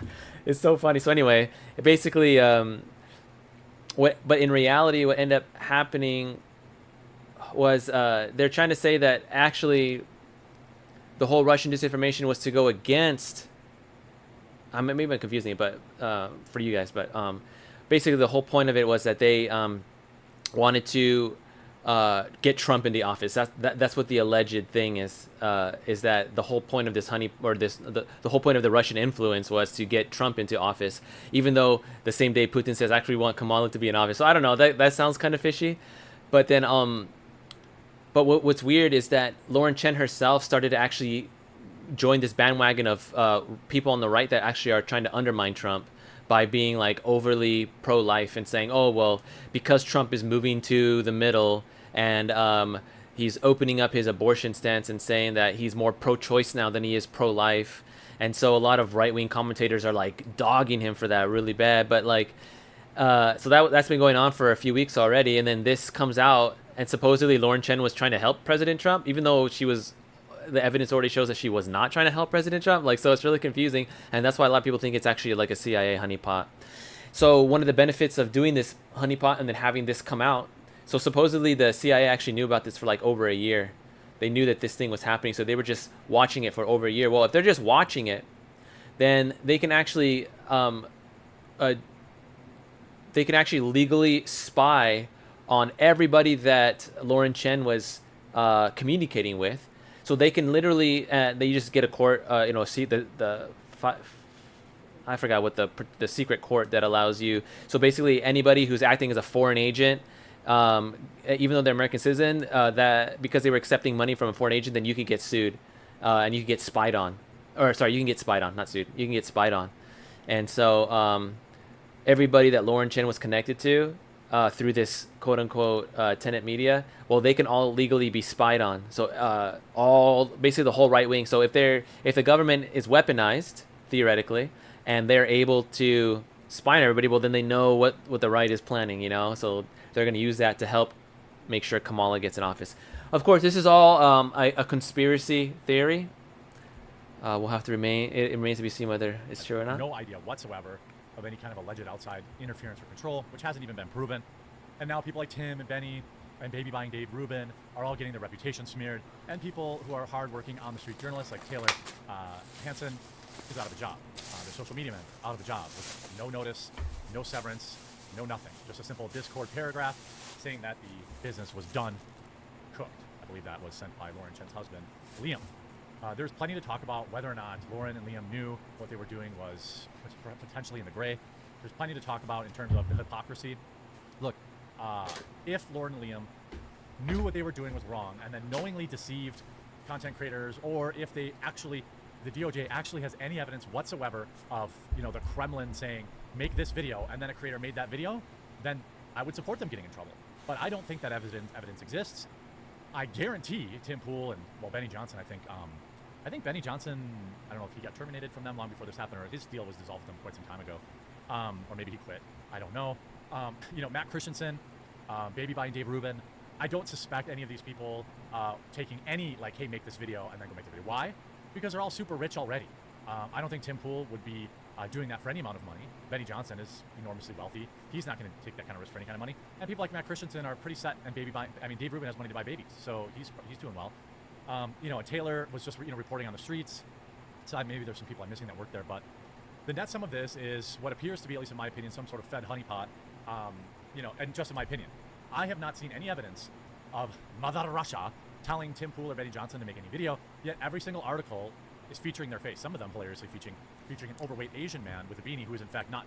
And then just the same as what Amanda was saying earlier, that people just say things and then it gets people thinking, it gets it stuck in their mind. That's all this is, because they don't care. They will push this story, make all these connections that are all alleged at this point, and nothing's been proven. But you still see this picture, or this two, whatever, and it just it incepts your brain. Even if they come out with a correction later, it's already implanted in your brain. The image, the concept of it being true is just already there. The other side of this, Lauren Chen, who was the co-founder of the website, who took the money, took the $10 million, by the way, terminated from Blaze, fired from Blaze Media. I don't know what capacity she was with Blaze, why she would have a job with Blaze if she was running Tenet Media. That seems weird anyway. Yeah. You know, and I'm also not hearing a single shred of information about any kind of charges for either Lauren Chen or Liam Chen, or whatever Liam's last name is. I think this is all much ado about nothing. And I gotta be honest with you, this may make you recoil a little bit, may make you feel uncomfortable, but $10 million ain't nothing. $10 million isn't really a lot of money to be, you know, producing propaganda. And, you know, I don't think that anywhere in this paperwork, by the way, does it say, hey, Russia requested this, and then they did it. That doesn't exist. That's why the DOJ paperwork says that Tim Pool and Benny are actually victims in all of this. It's entirely... Oh, yeah, so that also came out that the DOJ has already said that Tim Pool is innocent of any kind of wrongdoing, and also Benny Johnson. There's like a few people they already said they didn't do anything wrong. The court, like the DOJ, already said they didn't do anything wrong. The only person that is really at question right now is actually Lauren Chen, but the media is still putting all the stories that that Tim Pool and Benny Johnson are like basically sus, even though they're not. Literally immediately. Possible also, by the way, cleared that Lauren Chen and Liam are victims of this. Maybe they had no idea. Maybe they just said, dude, but hey, see, some crazy billionaire wants... But see, like what he's saying about it only being $10 million and actually not being a lot, it's probably like the only amount of money, like, so if it was a honeypot, that's probably the only amount of money they could get together to like fund this honeypot operation, you know, because even the people that are running it are still, they have to get the money from somewhere, you know what I mean? Like, you know, maybe they just got it from the government, from different, you know what I mean, like balancing shit out. Anyway, I don't know what I'm talking about. Let me just keep playing the video. Thing, and his name's Gregorian, whatever. And they took the money. You know, I know that like everyone should have been a lot more, is what I'm trying to say. Talk about money and business, but like, you know, this is not that much money. And basically, when we're talking about starting a news media company, you know, I started the Publica on $0, and all we've done is continue to lose money. So like, we have a great team there, but yeah, you know, don't you think the Daily Wire had investors? Don't you think the Blaze has investors? Don't you think that, you know, all this kind of stuff? And, you know, I would be remiss if I didn't mention, do you think that the Department of Justice would have done a big press conference? I think TPUSA takes money from foreign countries, I think. That's been reported before. Do you think the DOJ would have been doing all this if Lauren Chen took $10 million from Israel to report news and was telling staff to report on pro-Israel stuff? No, never would have happened.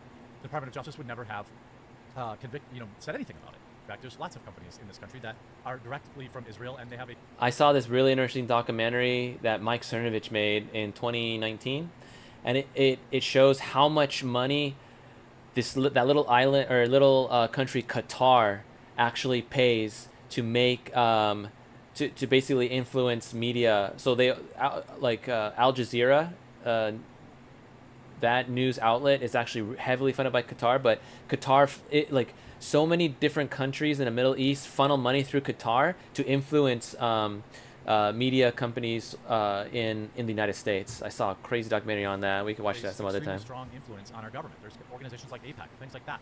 Okay, you guys know me. I'm not a noticer. Okay, I'm not like a Jews bad guy. So all kind of people want to influence the United States around the world to get money. Pretty much. Every year from China. Is the Department of Justice bringing them down to their knees? Are they like out with these indictments? No, they're not doing that. How about all the streamers that are undoubtedly paid by Saudi Arabia, Qatar, and others to promote Islam to American youth? Those people I would be willing to bet exist. Large streamers who suddenly convert to Islam, for example. Interesting. Show all this lifestyle and this and that. You don't think they're getting paid for that? I think they're getting paid for that. I don't know. But is our government, you know, is the Department of Justice conspiracy theories? Oh no. 2 months before the election? Oh no. What they're investigating. Don't use your brain. A conservative outlet that is mostly full of dissident liberals or ex-liberals or, in some cases, outright conservatives who are generally pro-Trump, except for Lauren Chen, who apparently was telling people not to vote for Trump. Yeah. And again, This I was want so to wild point out, about This is the this. fallout. Everyone, look, Tim's fine. I don't think Benny was even working with them anymore. Dave Rubin, I guess, you know, remember, has baby buying money. He's Though for on the conspiracy theories, maybe she didn't know that this money was from Russia, right? Then when she kind of maybe got some hint at, oh crap, maybe I took money for Russia, to get ahead of everything coming out, she started to be anti-Trump so that she could help, you know, mitigate damage. You know what I'm saying? That's a good conspiracy theory. I'm just saying, you know, you fine. might have to think about these things. Matt Christensen's fine. These guys all had like big followings before, and they'll have big followings after. It's unfortunate though that now their names are getting smeared. I was in Tim's chat this morning, and there was all these weirdos calling him a Russian shill and all this stuff, which is I mean, I doubt what I just said, but you know, it's a fun thing to think about. obviously isn't. Okay. I just gave the left ammunition. There's people who are saying, you know, you have people like Sebastian Gorka coming out there and saying, well, I knew it was a Russian app all along. It's weird. It feels manufactured. Again, I have seen no Yeah. evidence that this $10 million didn't come from our own federal government, you know, in some Yeah, there you And go. The most egregious thing probably is now big tech, okay, YouTube. Another and other possibility. platforms have started deplatforming. Not only did they deplatform But look tech at- immediately. Exactly this. It's all alleged right now. Who knows? But just to get ahead of it, we're gonna get rid of Lauren Chen's channel altogether, and we're gonna get rid of all these right before the election.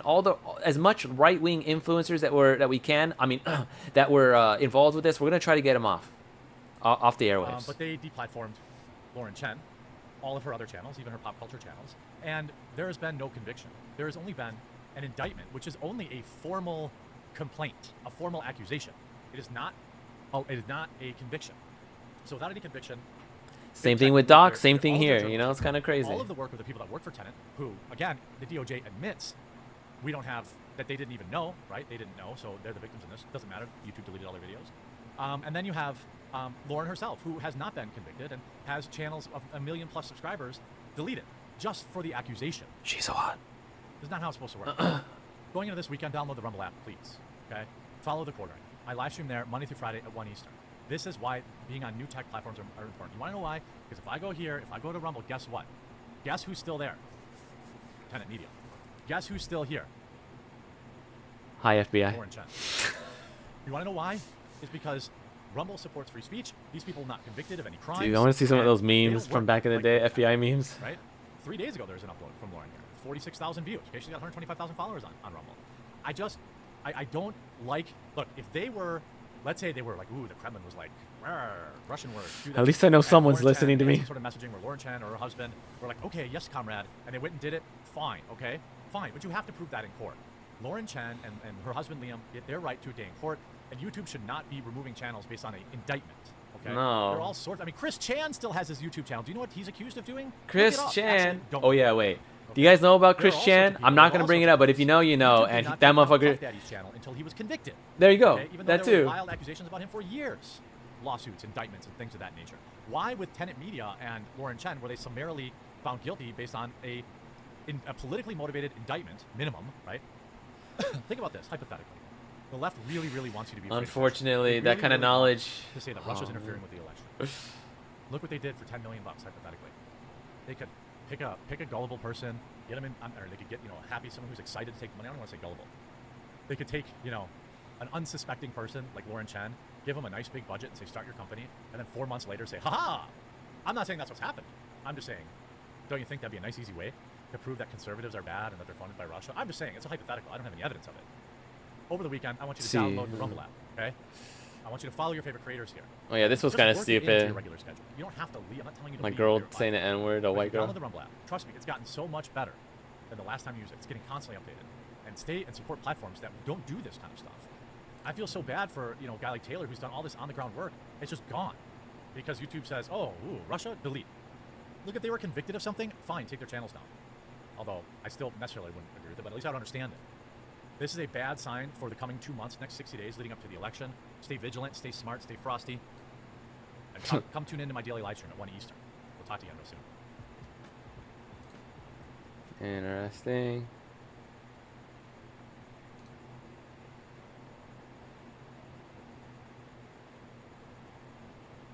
What's up with Linus Tech Tips? I like that channel. Anyway, yeah. I know, look at that. They're suggesting my own stream to me, bro. They're like, you need more viewers. Just open more windows. Oh my gosh. This is wild, dude.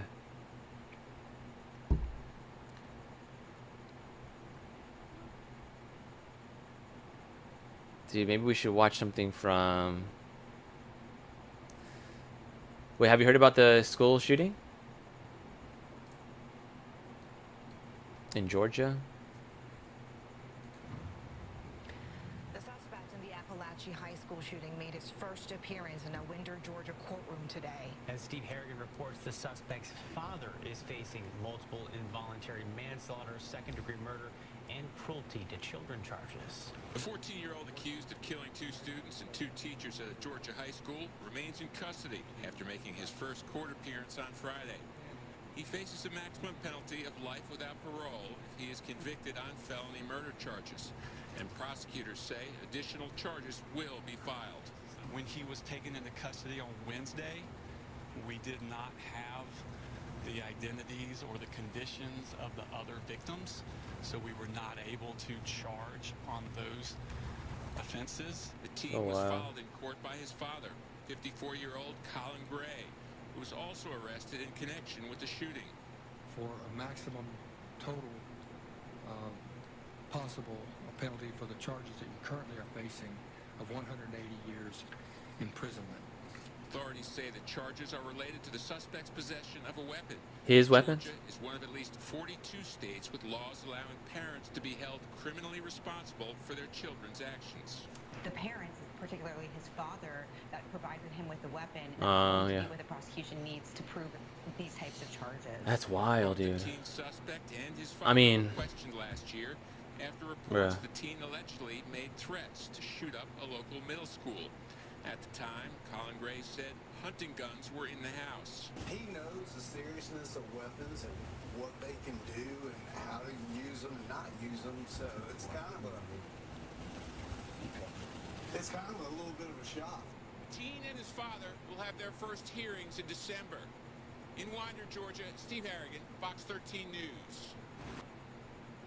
Dude, that's really wild. What is going on here? Alright. Elon Musk. When was this from? 3 days ago.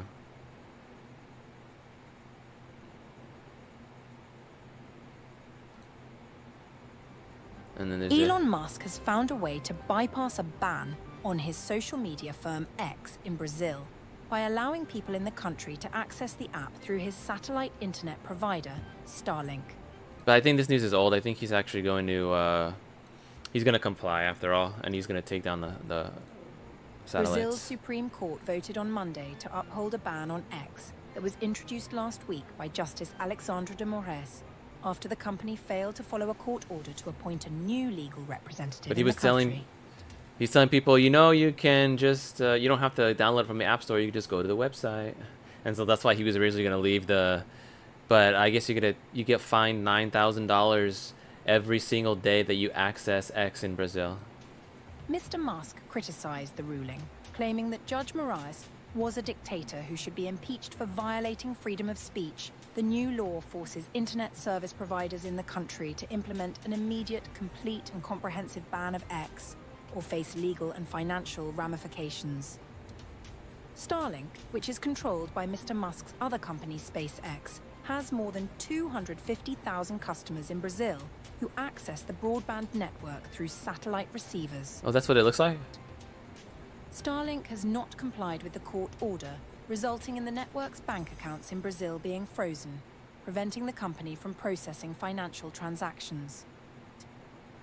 Under the court ruling, any X users who access the platform's app or website through Starlink or a virtual private network, VPN, face a fine of up to 50,000 reais, or £6,750.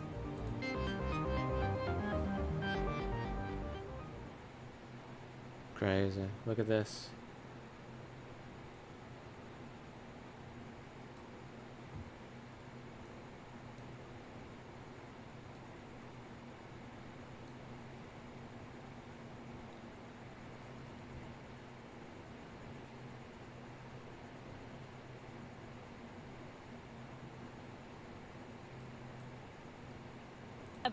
reporting too about that incident report from 2023, that Discord account that John Miller was mentioning that the FBI linked to Colt Gray, where he referenced whoever wrote the post referenced plans for a future mass shooting, writing, "I'm committing a mass shooting and I'm waiting a good 2 to 3 years. I'm ready." The FBI knew about this guy a year before. Expressing desires to target an elementary school, expressing frustrations with the acceptance of transgender people. So how is it that these accusations, these threats are brought to your attention, and then later on you end up purchasing a gun for your son? So the question becomes, wait, was what? the action After that? was taken in terms of locking away guns, or the action taken by this father in terms of buying him a gun? I think we're at 5+ now. That's wild.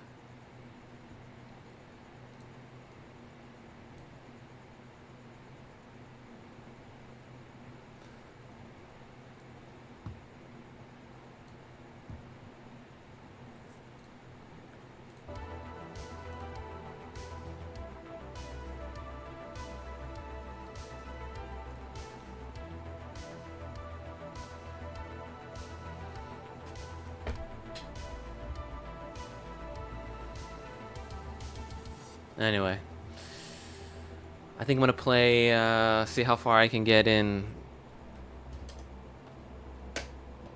that, in Contra. For sure, Tofu, good to have you chilling with us.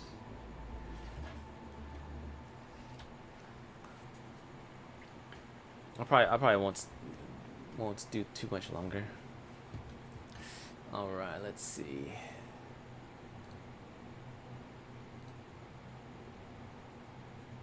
I should probably. Oh,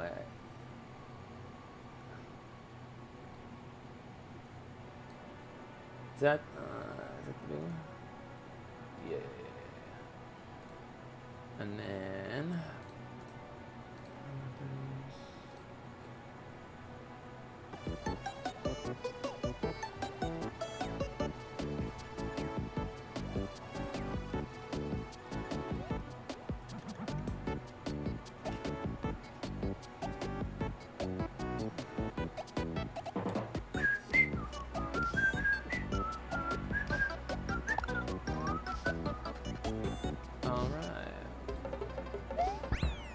I'm going to adjust this stuff. What am I trying to do here? I want to that one and this.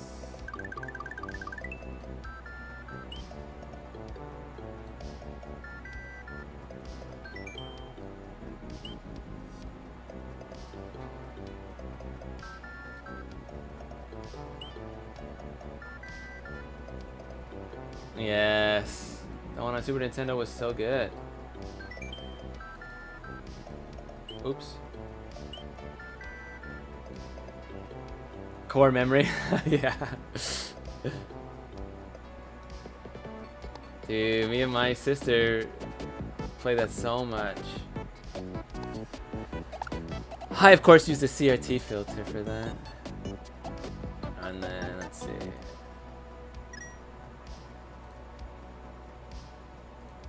Yeah. Alright. Actually, that make it look like I'm looking at the clip or something. Yeah, this will make it look like I'm looking at it when I play it. Alright.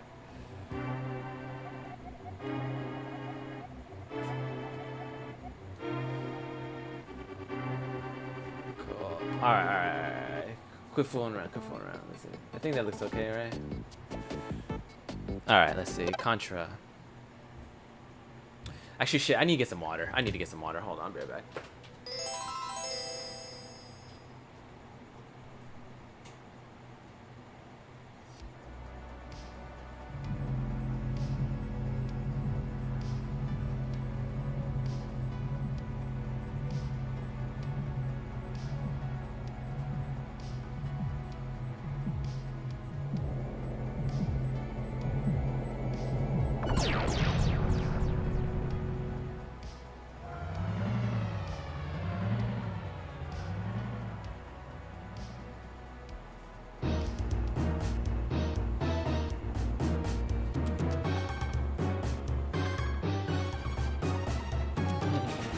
Yeah, let's go Zelda. I could play that one day, of course, but right now I'm trying to beat Contra all the way through.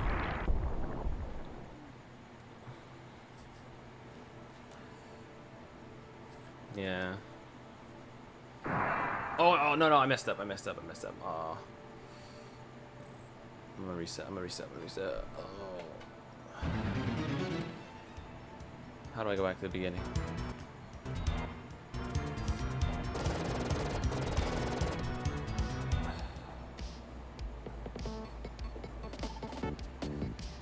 Should I pause this over here?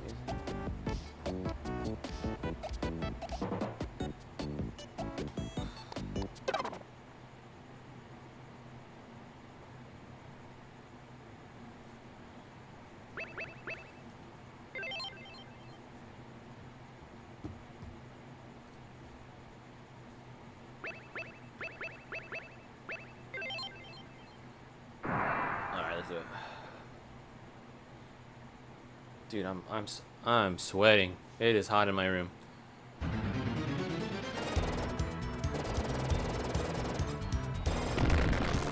Ah.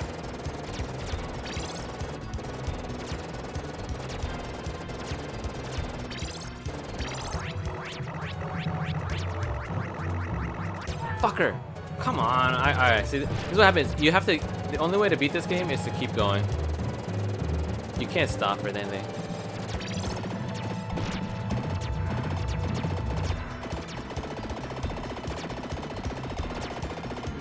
Yo, why did my bullets not even hit that guy? That's what I want to know. That little dog? Those dogs are freaking...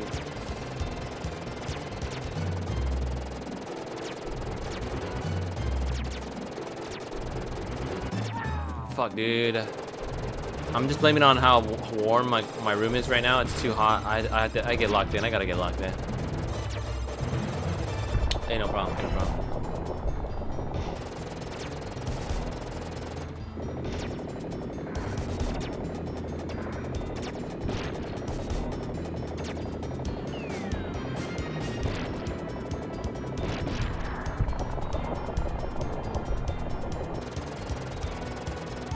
What? Why am I not jumping over that, dude? And of course, this doesn't fire kisses, so it's alright. Whatever.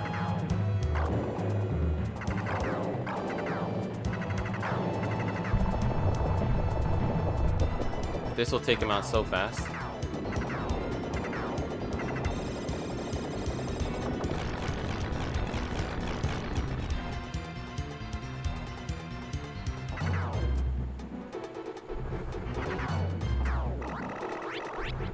I forgot what that one.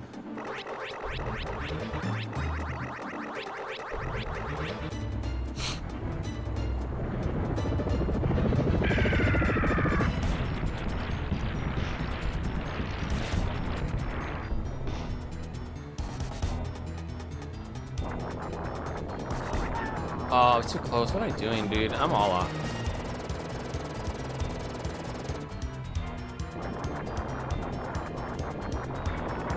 Fuck, dude. I'm out of it. No way.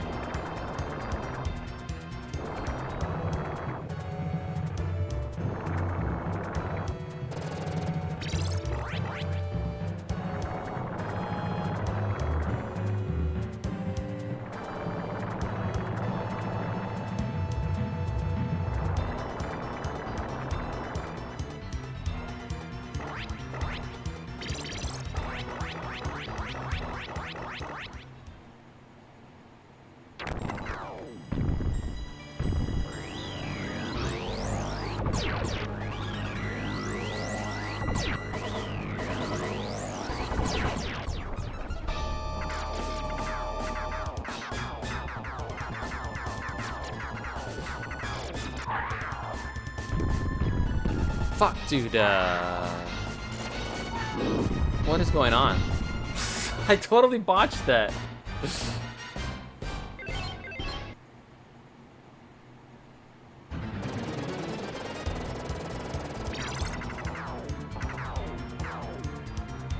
Yeah, I'm playing like trash tonight.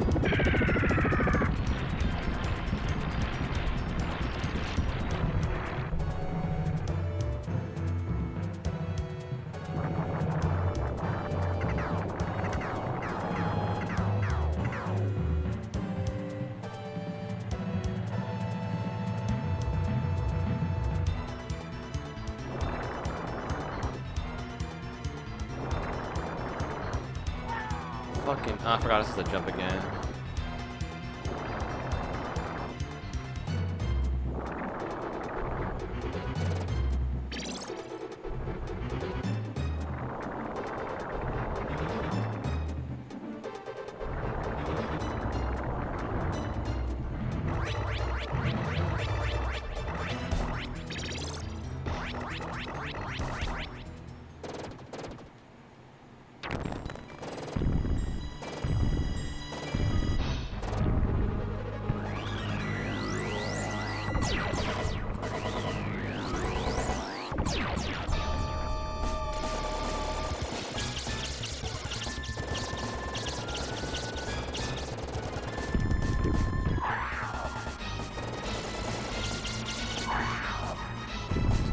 Fuck, I'm not paying attention.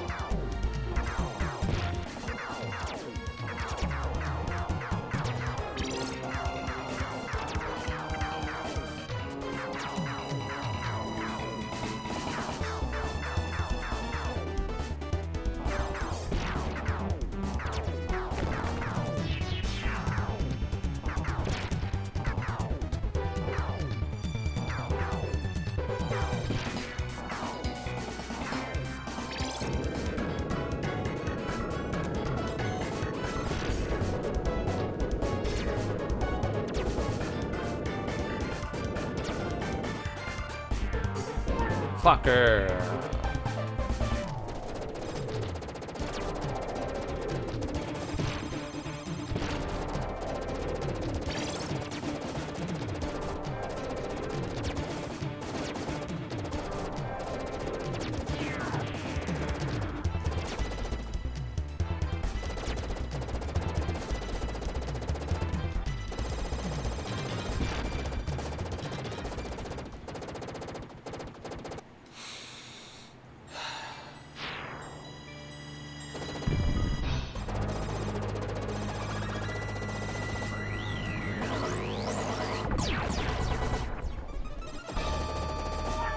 What? Give me that. Yeah, I need that shit.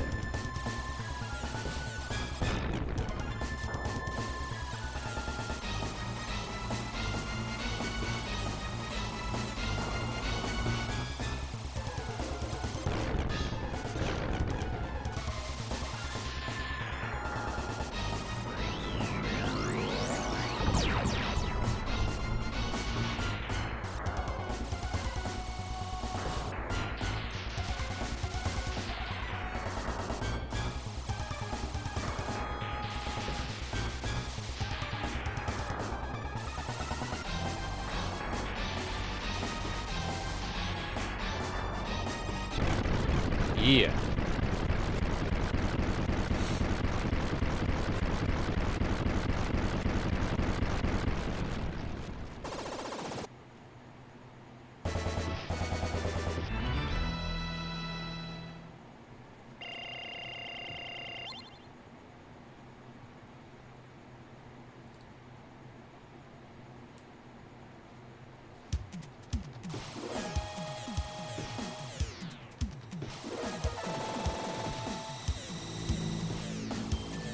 flipping eye.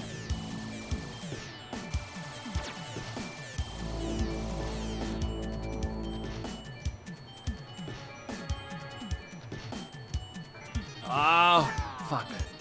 Ah, I know that part. It's not good. Are you kidding me? Yo! Yo! Ooh, ooh, ooh, ooh, ooh. I'm losing. Oh, it's alright. It's alright. It's alright. I'm fine. I'm cool. I'm chilling.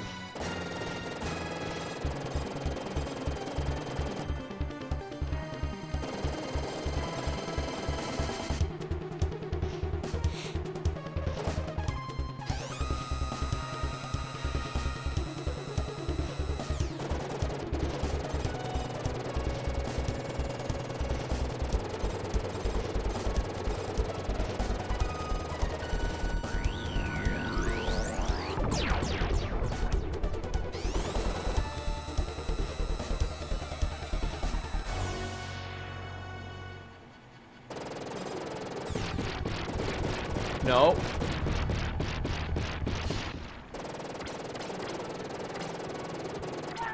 What? It's such bullshit. Pissing me off. It's alright. I was still.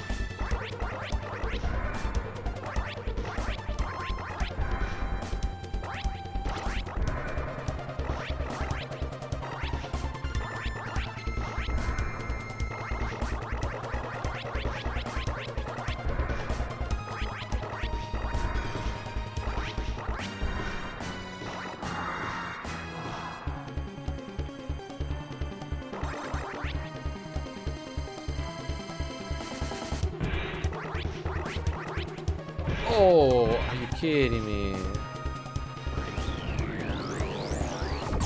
Ah.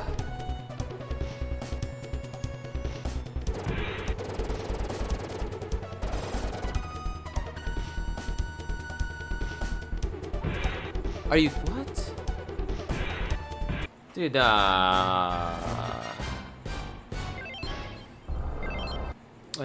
bull. That's bull. That's bull. That's bull.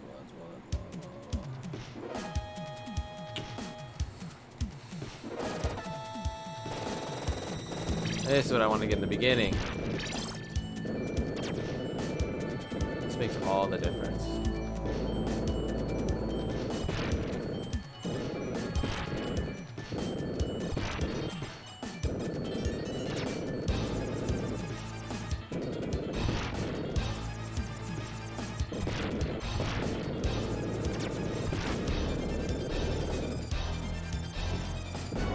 See how easy this fucking flamethrower makes everything? Holy crap, dude.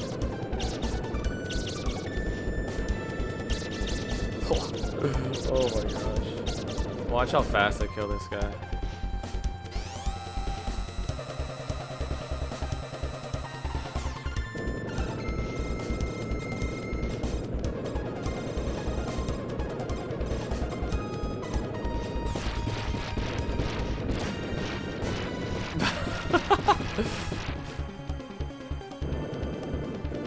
No! Ooh.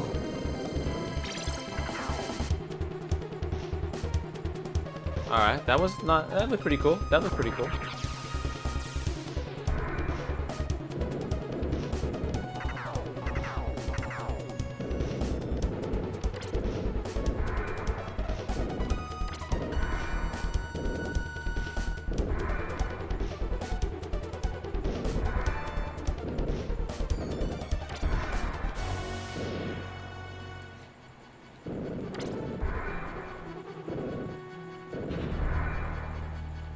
It does, dude. It really does.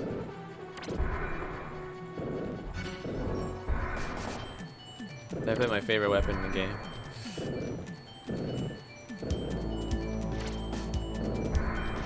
I should protect it more when I have it instead of being careless. Oh my god! The moment I start talking about trying to protect it better, and I fucking almost.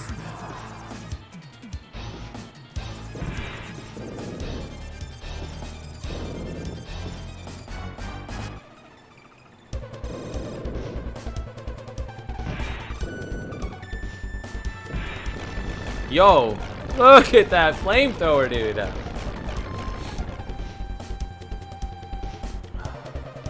Oh shoot, I forgot to use it here. Oh shoot. Oh, okay, good. Oh my god, I forgot.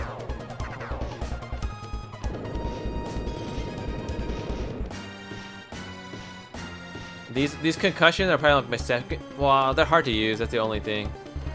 But they also.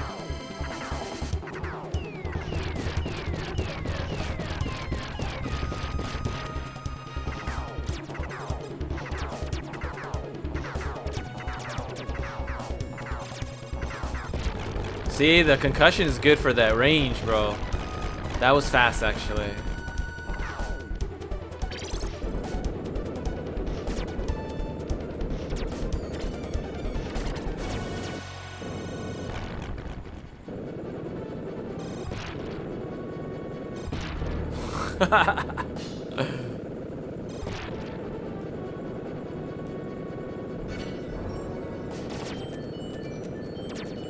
Fucking bitch. Oh, just because it. Oh, that's so dumb, dude. See, look at that. I gotta be just barely missing these fucking jumps. And anyway, I can't describe it, or else it just sounds like I'm bitching. Fucking, I'm so dumb, bro. All that talk about wanting to save my flamethrower. Oh. Let's see. This. Don't worry, I'll make quick work of these motherfuckers.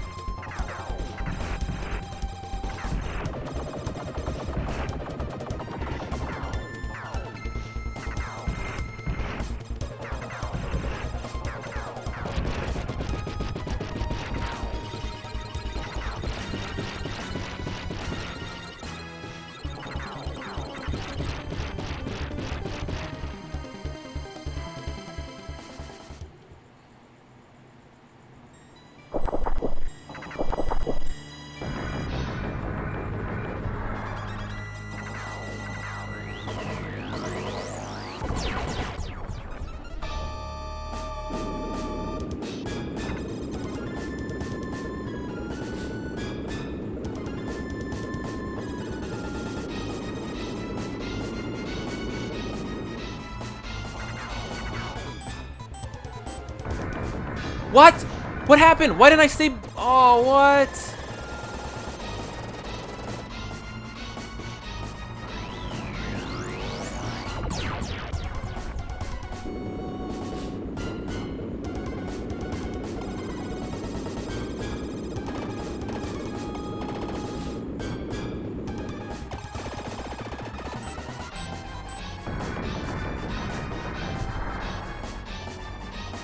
Oh, shit.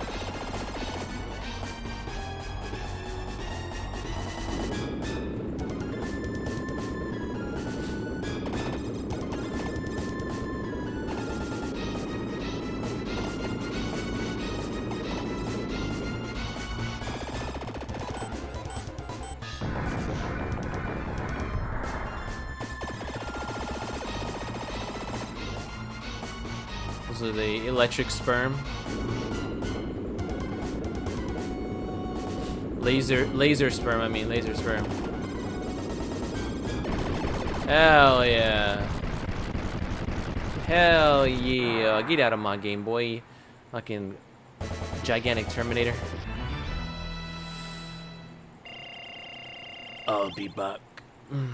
No, you won't.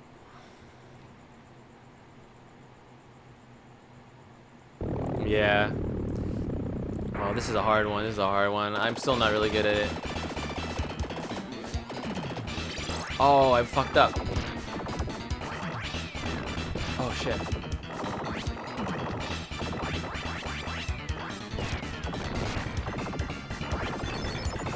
Oh, I got another life. Nice. Oh shit, why'd I jump? Nice.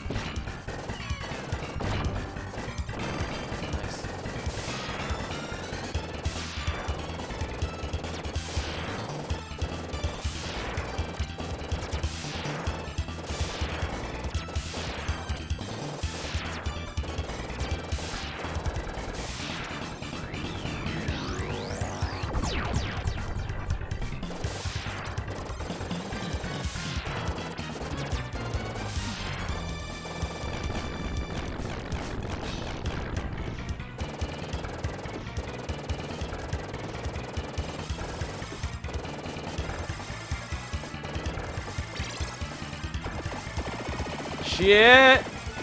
Woo!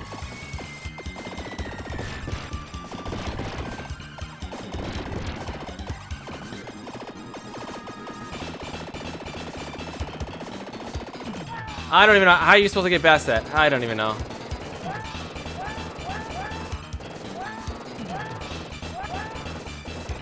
Fucking bitch.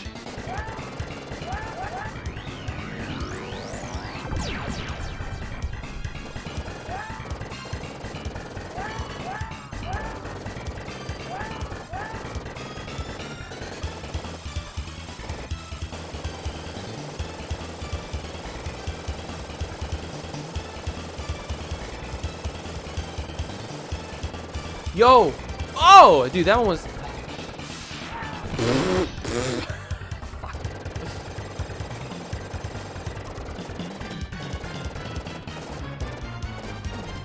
Alright.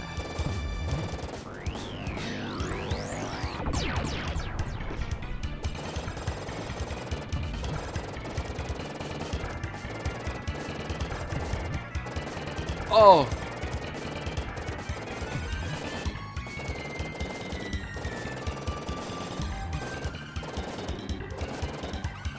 Maybe I should have. Oh, I should have gone underneath it. Damn it. Luckily, I'll show right back up. There you go. Alrighty, see Tofu. Good chilling with ya. We'll see you next time.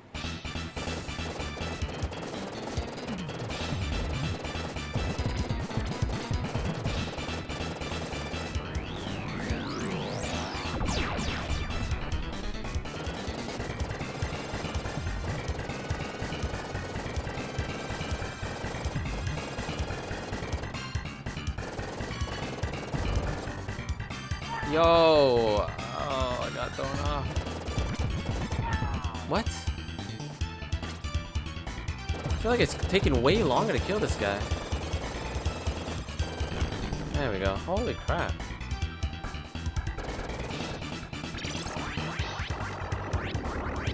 Oh, yeah. Oh, yeah. Now I know how to fight this.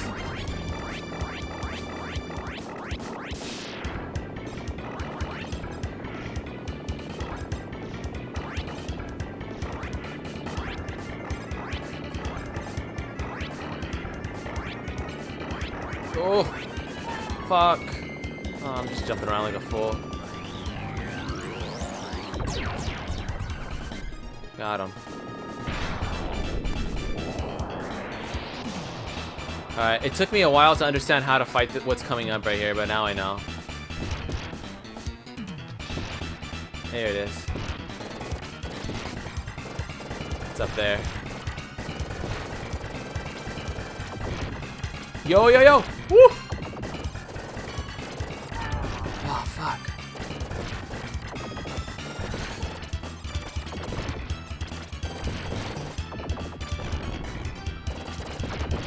Somehow I'm supposed to... Oh, dude, no way. How am I supposed to get down there, bro? How am I supposed to get down there? Bro. What? How am I supposed to get down there? Is that it? Oh, I got one more continue. Okay, good. Alright.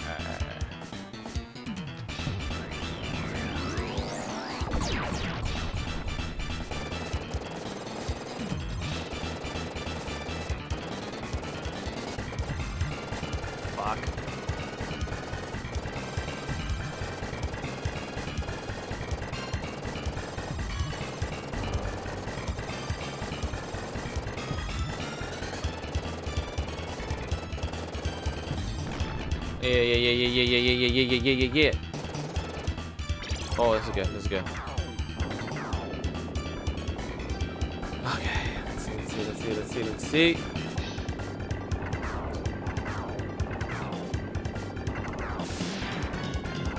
Bro, wait, what? He just charged at me like that? That's it? Fuck. So, I don't understand. Just whatever. Just a chance. Okay, I get it. At least I still got 4 lives. At least I still got 4 lives.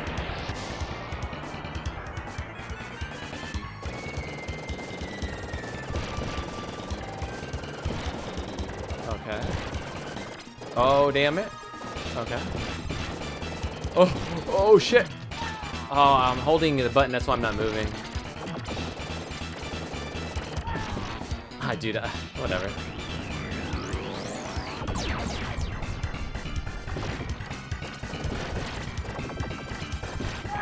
Fuck. The lower one is so hard to get. Bruh. Alright, it's only the second time I've ever done that, so. Damn. That's it.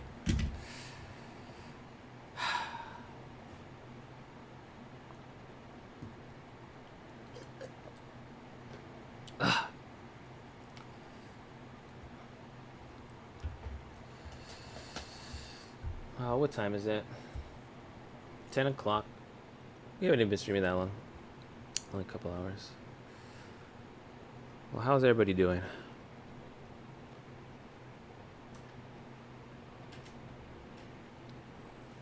What should we do?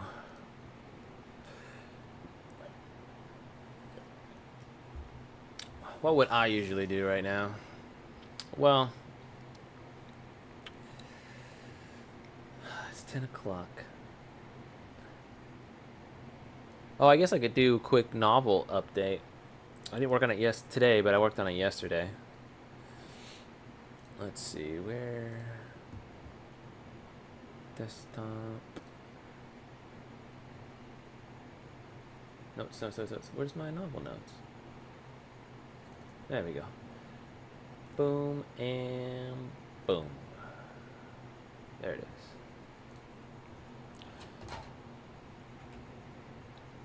Oh, wait. Alright. So, can I make this bigger? I'll just put it right here. Whatever.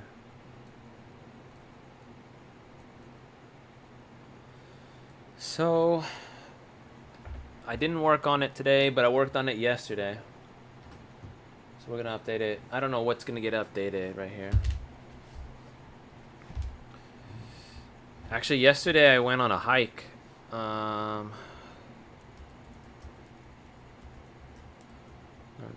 don't know if I look any redder than normal or if it'll even show up, but yeah, I was out in the sun for a little bit. Okay.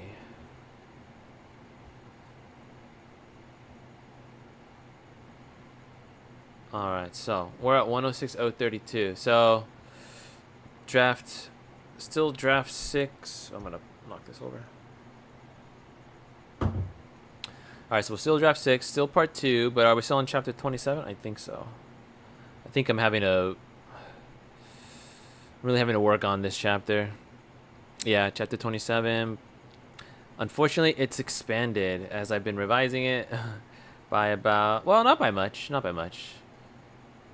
Maybe about 100 words. A little bit less than 100 words. 106. Oops. 32. That's where we're at right now. Amanda, how have you been able to read any more recently? Last day or two since I last talked to you?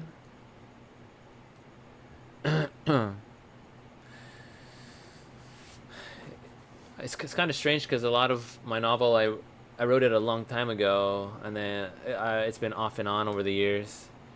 And I'll be rereading it. I'm making some changes like that, but some stuff I'm like, oh dang, if I had to go back to my old novel. Nice. Yeah, no problem, no problem. It's cool that you already got 100 pages in, huh? Are you just gonna power through it tomorrow? Oh shit, okay. So what do you think? Is it a fast read? So yeah, what do you think? What do you think? Where's 100 pages? I want to see where that's at. Let's see. Ish. I'll figure out where you are. Yo, yo, yo.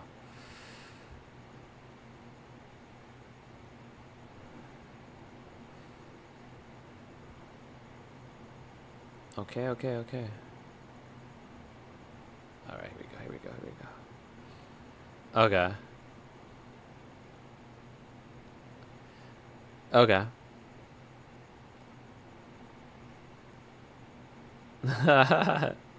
Chapter 8-ish. Oh, so did you already finish the chapter where main character visit his dad?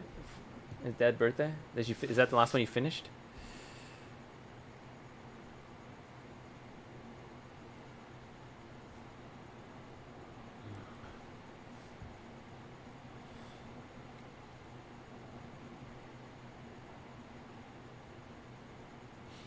Yeah, some of the stuff that I'm doing with the second chapter is a little bit more. Okay, okay.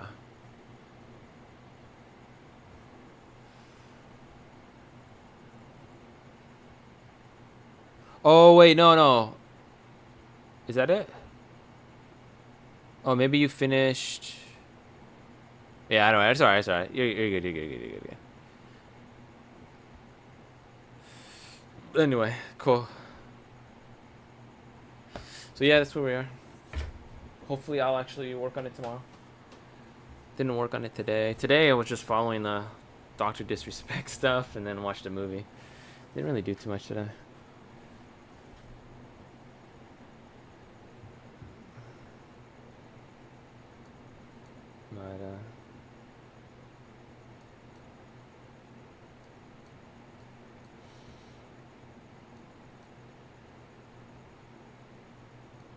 But maybe we could watch a debate or something. See if we have any cool, interesting Andrew Wilson debate. I was gonna watch this weird video. September 4th suspect. What is this? Hello, thank you for watching. This is the lesson I learned today. I don't know. What do you think? Oh wait, hold on. I haven't even. I you guys don't even know what I'm looking at. But there we go. So I found this weird.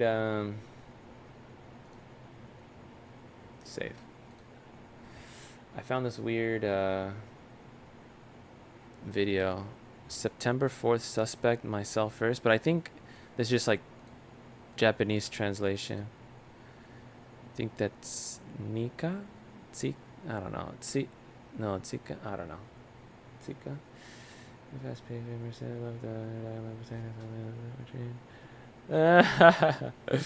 Thank you, Amanda.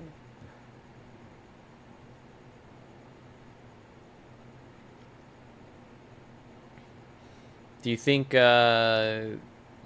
it's like quality-wise ready for people to read? I think I could do a little bit, slightly more cleaning up of some language and stuff, presentation-wise. I don't know. I think I'm having this feeling that I might have an issue with the, oh, let me make it bigger. I might have an issue with the proper tense, because I think because I'm writing it like like the narrator's recollecting it, but then I also, so that's like writing in the past, or like writing about a past event. But then as I'm writing, like, I know sometimes in order to make it more immersive, like I start writing as if it's happening right now, so the tenses go kind of back and forth. So I need to go through and like kind of fine tune. Yeah. Okay. Yeah, I feel like it needs some like fine tuning. Yeah, the revisions right now, I'm just trying to I'm trying to see what I can cut. Even what I gave you, Amanda, was actually cut, but I'm mostly trying to get rid of what seems unnecessary, or if I can make something more consistent in the way I'm presenting it, then I'm gonna try to make those changes. That's kind of what the 6th revision is really about. Cutting where I can and ironing out pacing, or ironing out the the unpacking of the, I don't know what I'm trying to say, dude. I'm a writer. I don't know how to talk audibly. Or I don't know how to orate. I need to work on it.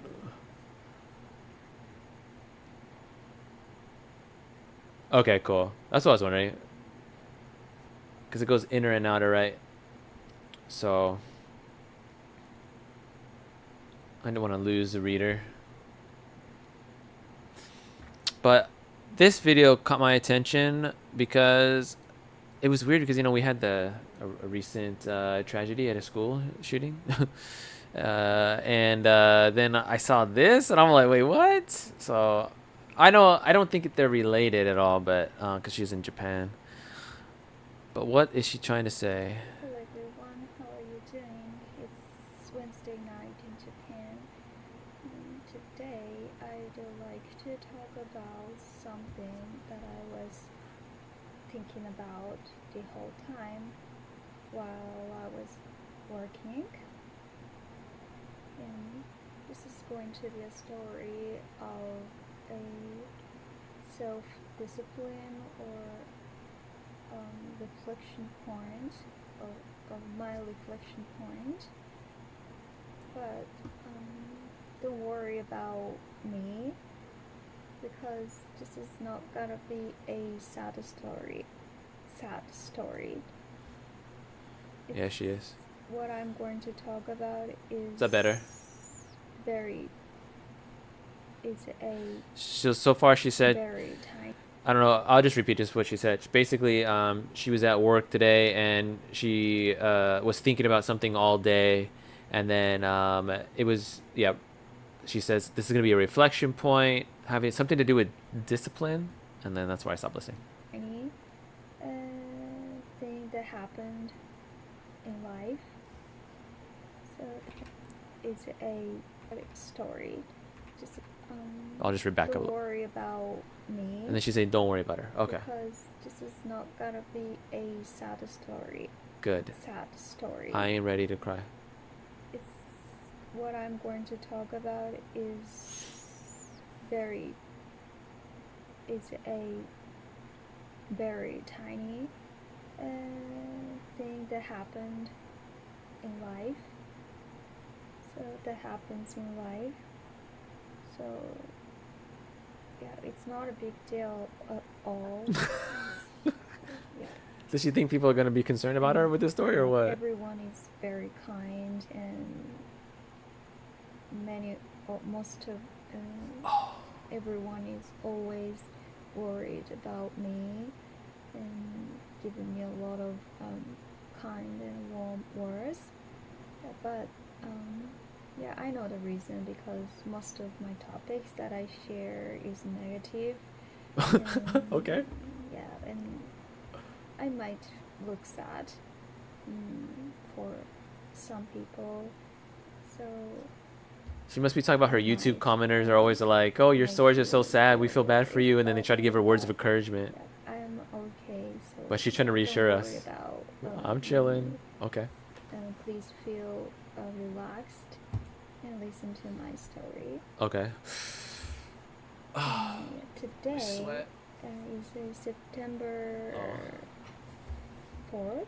I guess it's September 4th, and it's clearly the beginning of a month. So one of my jobs at the beginning of a month is to check the invoice of our customers. So I was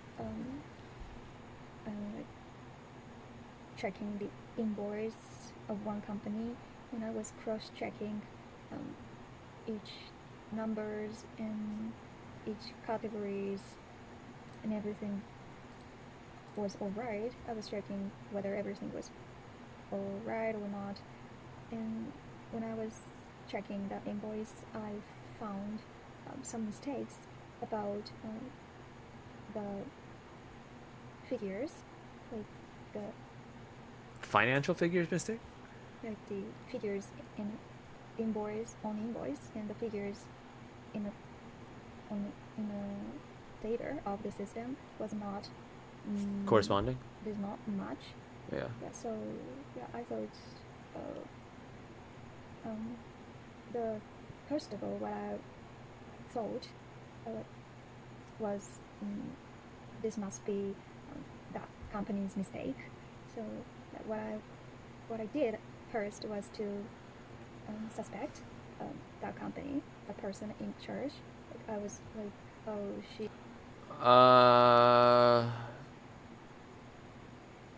Should I keep watching this? I don't. She's really long telling the story. Oh, that's not a good flattering. There we go. So I guess there's a discrepancy, whatever she was, between the invoice and the computer data that she had, and then she's thinking, oh, maybe this is a mistake that their customer made. I'll keep going. Made some mistakes when she entered some figures. Some numbers. Like, please let me excuse a little. That person who is always taking charge of the bill makes small mistakes sometimes. So But even that, Amanda, I probably would have clicked off already.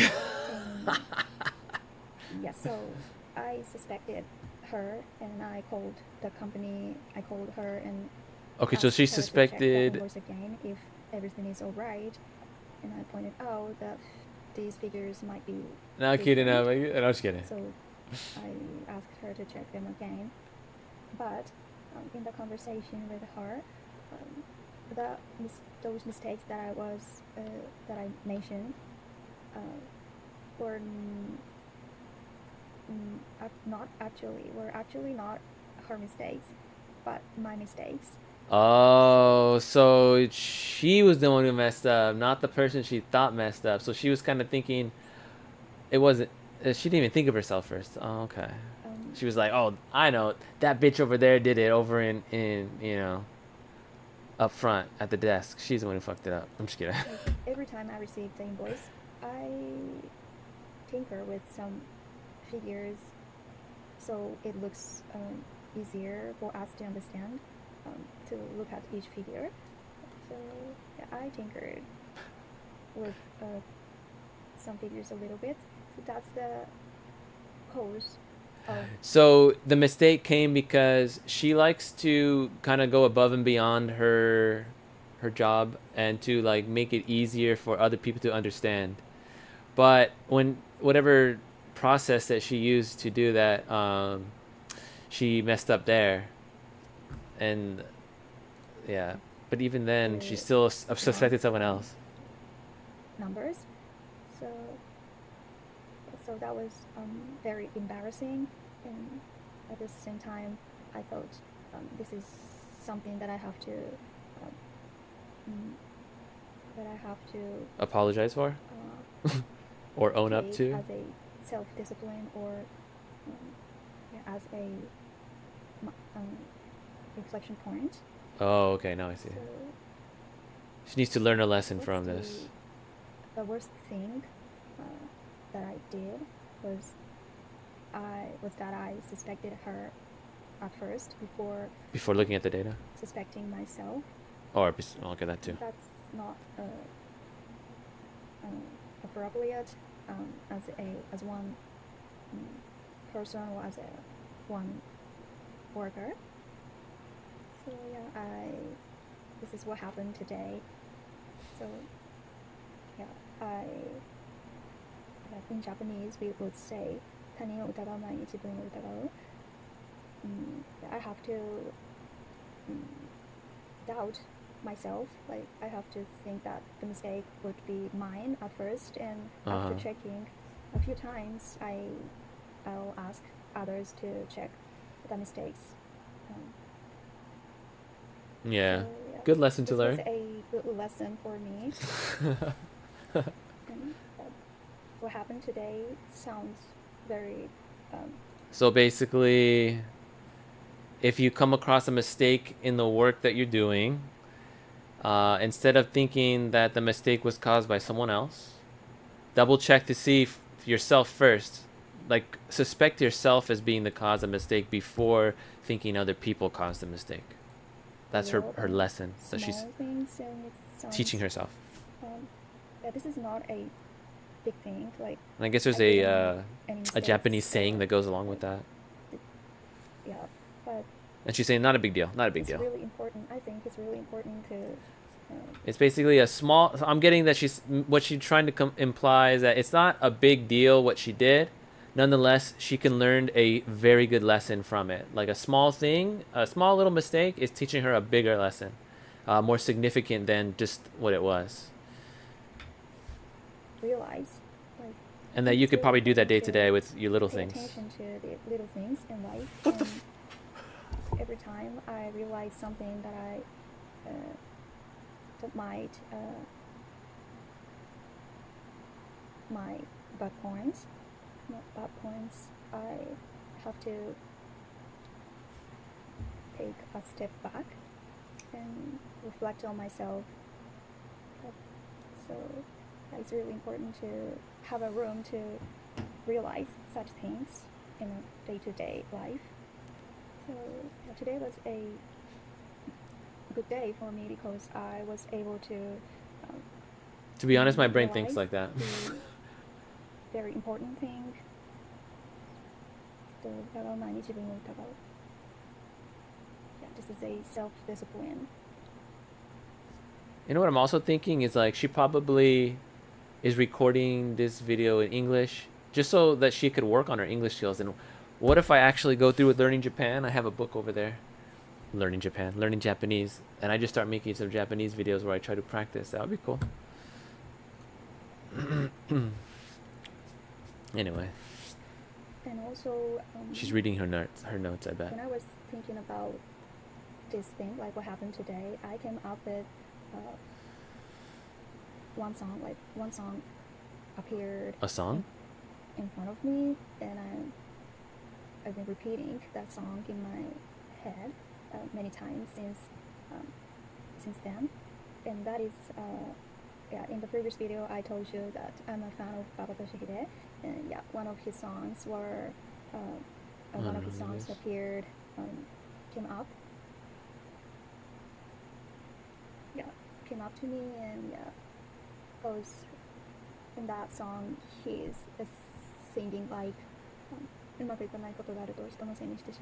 English, please. Like, this means I tend to blame someone when things do go well. Yeah, so this one phrase is really saying about what happened today to me. Oh, it's like the inverse. So yeah, I'll post the link of this song in the description. So if you're interested in that phrase, please check it out. 私を必要としてくれる I'll probably. So many keigo, like they're Japanese respectable Japanese keigo. Like he's singing in keigo in that song. So this would be helpful for someone who is trying to learn keigo, Japanese keigo. Keigo? And I really like this song. I'll just put, if you guys want to listen to, well, here. Yes, so that's it for today. I'll put her channel right. Oh, what am I doing? And have a good day. Bye. Here's the channel for the girl. Or the video. And then here's the song. In case. Oh, wait, I don't want to play it. Wait, what? This video is not available. Toshihide Baba topic? Dude, never mind then. Alright, whatever. What happened? Now I can't go back to my video? Anyway, whatever. Interesting video. Just a everyday person in Japan learning big lessons from small things. Better If you see a mistake in your work, better to presume it was you first before trying to presume it was somebody else. Here, we'll go to Bloodsport. Andrew Wilson watches Destiny meltdown on Piers Morgan. Let's see. Andrew Wilson, I watched that earlier today. Andrew Wilson versus sex worker. Is she a Christian? Interesting. Maybe I'll just... Let's see. Maybe there's something longer.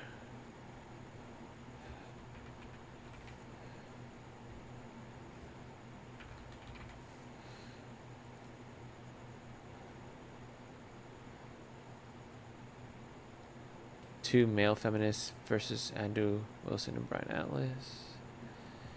Andrew Wilson proves to be the boss, babe by men. Oh, proves to the boss, babe by men. Oh, I think I saw that. Destroy.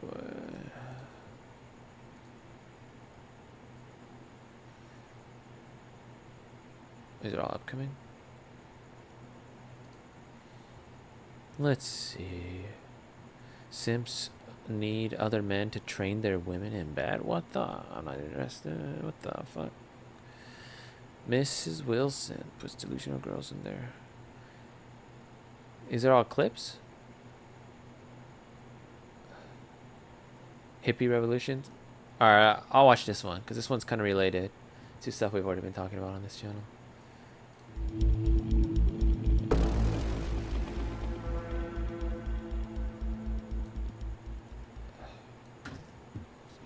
It's actually an illogical argument to make, to say, even if Donald Trump had some certain intent in his head, that would not mean that the people who were showing up for the protest had that intent. So the thing is like, for J6? Both ways, it's a double entendre for your own logic.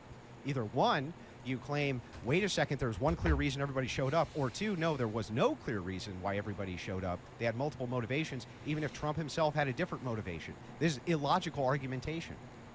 I'm sorry, but this would never be applied to anything. If somebody says, hey guys, we're all going to show up That's not an so argument that we can either. go and I'm making the argument right now. If somebody were to make the call and say, hey guys, we're all going to show up to go and blow this building up, and a bunch of people showed up, and then a bunch of them marched for the crowd, and then they all went and a building got blown up, we wouldn't say like, oh, well, we don't know what the intention of the crowd was. We don't know what the intention of the leader there was. We don't know what actually happened there because we can't divine the intention of every single individual That's person. a ridiculous straw man. We can say that's, you can call it a straw man, but the idea that in order for me, okay, hold on. What would I need to show? So hang on, let me respond to your first argument, and then you hurry. No, wait. No, there's no spurging. Let me respond to the argument. There's no spurging. Bro, you made an argument. Let me respond, and then you can ask the second argument. I think that that's fair. So when you're talking about this from a logical standpoint, when you say, oh, if somebody called and said, hey, we're all going to blow this building up, yes, I would agree that you could probably ascribe the motivation to it then. Can you show me a tweet or any type of anything from Donald Trump saying, hey, guys, show up, we're going to do an insurrection? No, you just made this shit up. I can. Okay, fine, so I can. So as part of Donald Trump's speech, I'll give you two quotes. Our country has had enough. We will not take it anymore, and that's what this is all about. And use a favorite term that all you people really came up with, we will stop the steal. Today, I will lay out just some of the evidence proving that we won this election. We won it by a landslide. This was not a close election. The first quote. The second quote, we must stop the steal, and then we must ensure that such outrageous election fraud never happens again, can never be allowed to happen again. When he says stop the steal, when they're at the Capitol building on January 6th, and when the election is being certified, what does stop the steal mean there? Wait a second. So, first of all, you're attributing to Donald Trump's rhetoric here something which he may not have intended. None of that actually shows or demonstrates that he was calling for an insurrection on the Capitol. You are just kind of ascribing that motivation onto it for the purposes of convenience. You have to show me there where he calls, like your example was, if I say we're all going to show up and blow up this building, that was your example, and then people show up and do it, we can understand their motivation. I agree. You have to show me where he says, okay, guys, we're all going to show up and do an insurrection. You can't then take words that don't say anything about an insurrection and say, but I think he meant that, though. But I think he meant that. So then just before I answer this, what would I have to show you to show that an insurrection was what Trump was planning? You would have to give me the criteria, first and foremost, of something which fit the criteria of an insurrection better than some other thing. And you would have to make it refutable to that thing from what people were charged under. So if the criteria is, I'm going to give you what I think an insurrection is, and it fits a different criteria better than an insurrection, and under that criteria, that's what people were basically charged under, then it sounds like the other thing makes more sense than an insurrection. That totally seems to track to me. X event to have happened, X like. Okay, so basically, if I understand this correctly, Andrew's saying that if it wasn't an insurrection, but it was something else, all right, and all the criteria fits that something else better than it fits an insurrection, then it's probably that something else, pretty much.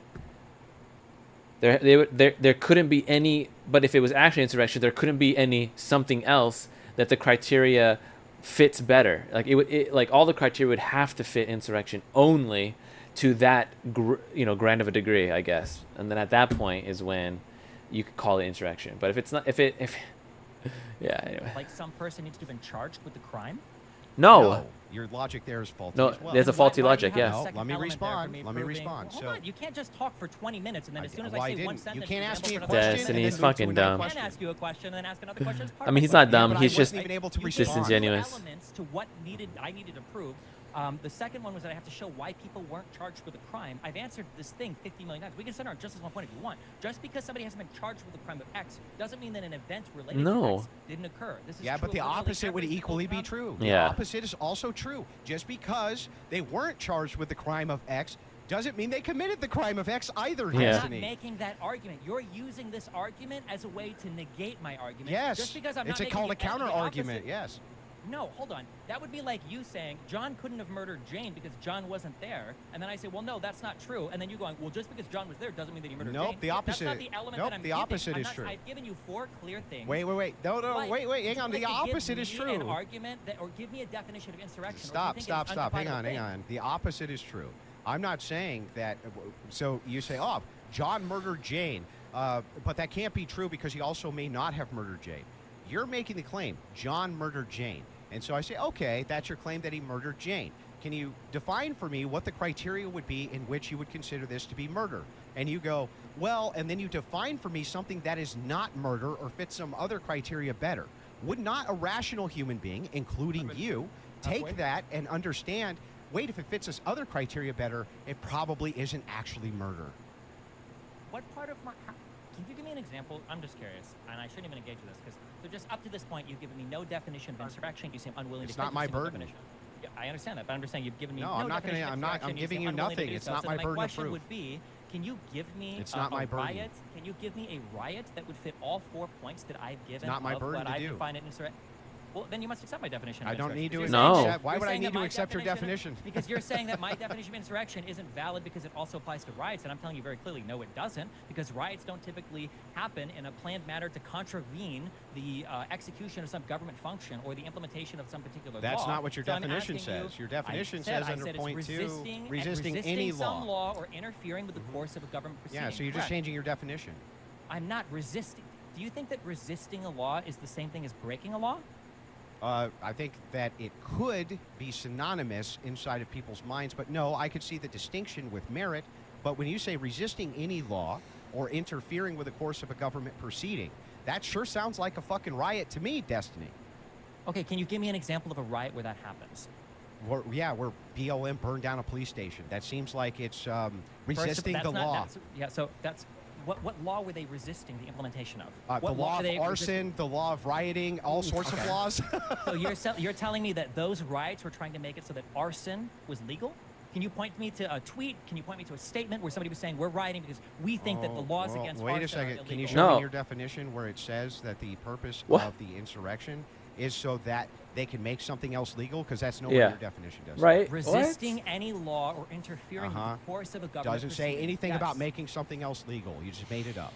No, you're saying that they're resisting the law of arson. Nobody's arguing that the law of arson is bad just because you're breaking a law. What's the or? What's the or? What's the or?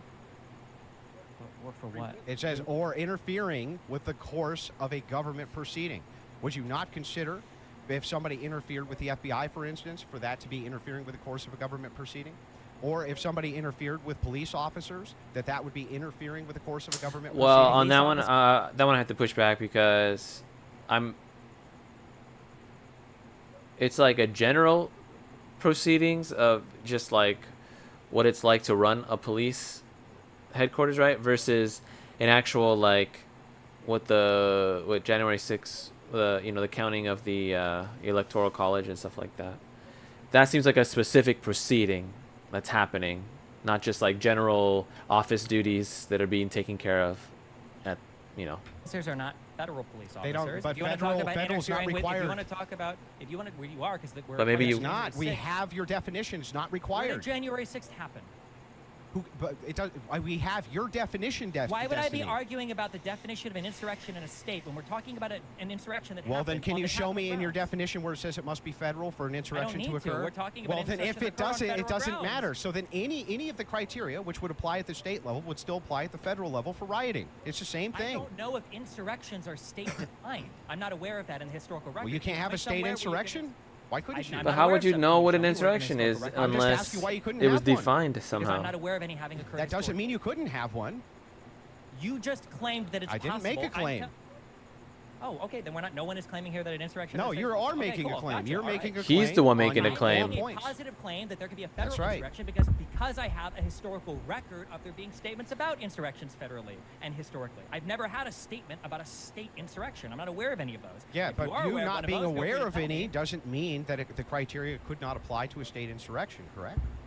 That's correct, but you're Yeah, that's talking about correct. an insurrection that happened on federal grounds. So we're Yeah, obviously I talking agree, about but your federal definition insurrections. doesn't require federal anything. That's not what your Okay, definition so we have requires. okay, I think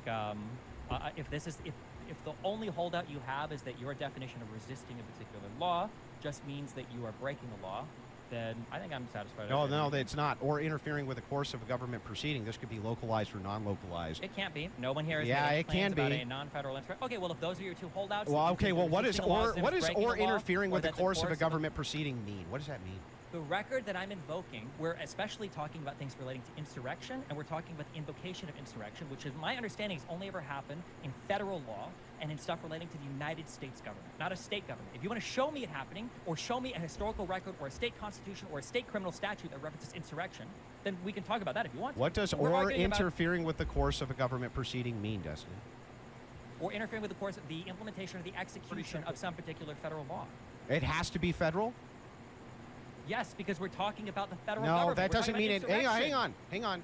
So Yeah. you're doing a classic kind of Destiny bait and switch, where you say in this particular case it would, because that's what we're talking about. Okay, that's fair, but that doesn't mean that that's what the definition says. The definition itself does not say that it must be federal. It doesn't say don't even that. agree with Hang what on. definition It you're doesn't referring to say here. that anywhere. What does or interfering with the course of a government proceeding mean? What does it mean? That real quick, guys. That is 10 minutes. What I could do is, because I see that there's a discussion here between federal, if an insurrection could be federal. I gotta or get some state. more water.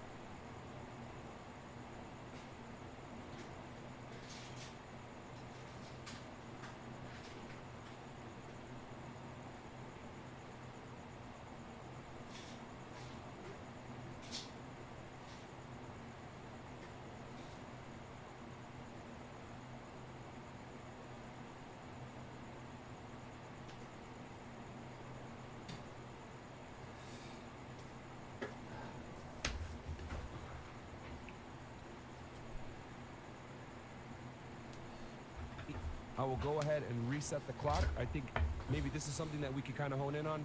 Can an insurrection be, obviously we're talking about it from federal level, but can also be at a state level. Do you guys want to shift that conversation to there and make this round specifically for that? Are you guys okay with that? I don't know. State insurrection, I'm just not even aware of that even being a thing. I don't know. Well, I don't know, Destiny. Were the DC cops local? I'll put the clock for 5. The DC cops were federal. No, all of them were federal, eh? The District of Columbia is federal. So they have Yes, it's no state police there at all? What state police would they have there? I don't know. I'm just asking. I don't believe so. No, I'm pretty sure even the National Guard there directly, the chain of command goes up to the president. Do states have state governments? Yes. Okay, well, I don't understand why you couldn't have an insurrection against a state government by this definition. You should consult the historical record and come with an example. Well, just because you never have, I'm asking you if you can. I'm not here to debate whether or not you can have an insurrection against a state government. Well, I don't understand then if your definition doesn't include federal. January 6th, no, this is like asking if a murder occurred on January 6th. In that case, I would only be talking about murder as it's defined in federal law, not in state law. We're talking about an insurrection on whether or not January 6th was an insurrection or not. So I'm only going to be appealing to federal law or federal historical understandings of insurrection against the United States. So I don't know why we're saying, what about a state insurrection? Is there not a general definition of what an insurrection is according to some legal dictionary? Like, what? Because, I don't know. I'm not even aware of a state insurrection. Because this is a semantic distinction. It's legal and it's historical, and that's where the No, I'm fine with a semantic distinction. I'm not saying there's anything wrong with it. I'm actually just trying to make one. So you agree that that you gave me a definition that it nowhere includes the word federal, correct? I also didn't give you a definition that includes the He's just asking a question, dude. Just word human, or that includes the words like in this present point of time and not like in the future or time traveling in the past, or that doesn't include like dimension C138, or that like there's a million other things that I didn't include. Yeah, I don't know what that has to do with anything. Because why would I include the definition of against the United States when we're talking about an insurrection that happened on federal grounds? Because your definition of an insurrection matters. Simply add. Okay, well in that case I will simply add on my. Aren't you appealing to a state court, for instance? Like what are you talking about here? Appealing to a state court for what? Aren't you appealing to a state court for this definition? Isn't that what you said? Did I get that wrong? I'm appealing to right now. I'm appealing to federal history. What are you talking about? Well, I'm asking. Where did you get this definition? Let's start with that. Yeah. There's a writer who studied. I think it was constitutional law, specializing in the 14th Amendment. His name is Mark Graber, and these are the 4 qualifications that he basically lists out, and then he goes through a number of historical examples to say as much. There's also a much longer paper written about the. So there isn't just like a straight definition of what constitutes an insurrection? Is it really that nebulous of an idea? Like that it could be several different things? Like, that's strange.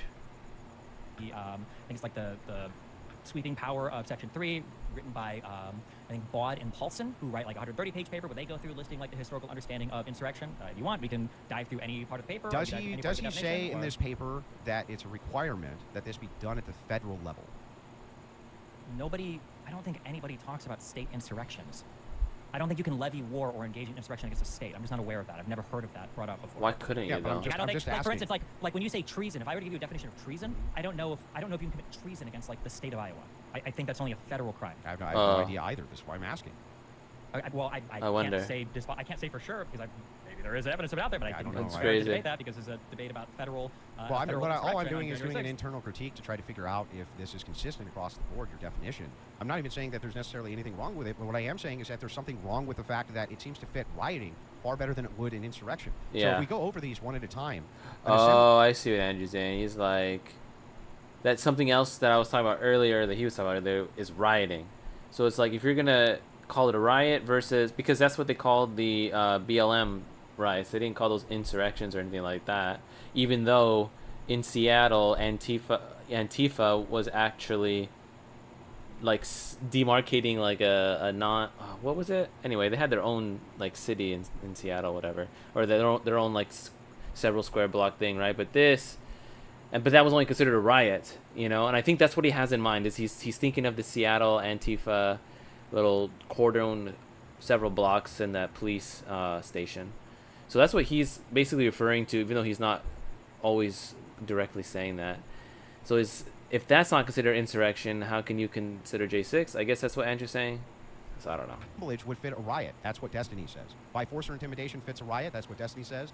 For public purposes, that's what... An assemblage of people for a common purpose. Yeah. Okay, an assemblage of people, yes. Riot. So they've come for a common purpose, okay? And then 2 is to resist any law or interfering with the course of a government proceeding, right? Resisting a law, that's not just breaking a law, but you're there to resist a particular law. There's one you really don't like. And then 3, you're showing up... Yeah, but wait, we have that or there. We have the or interfering with the course of a government proceeding.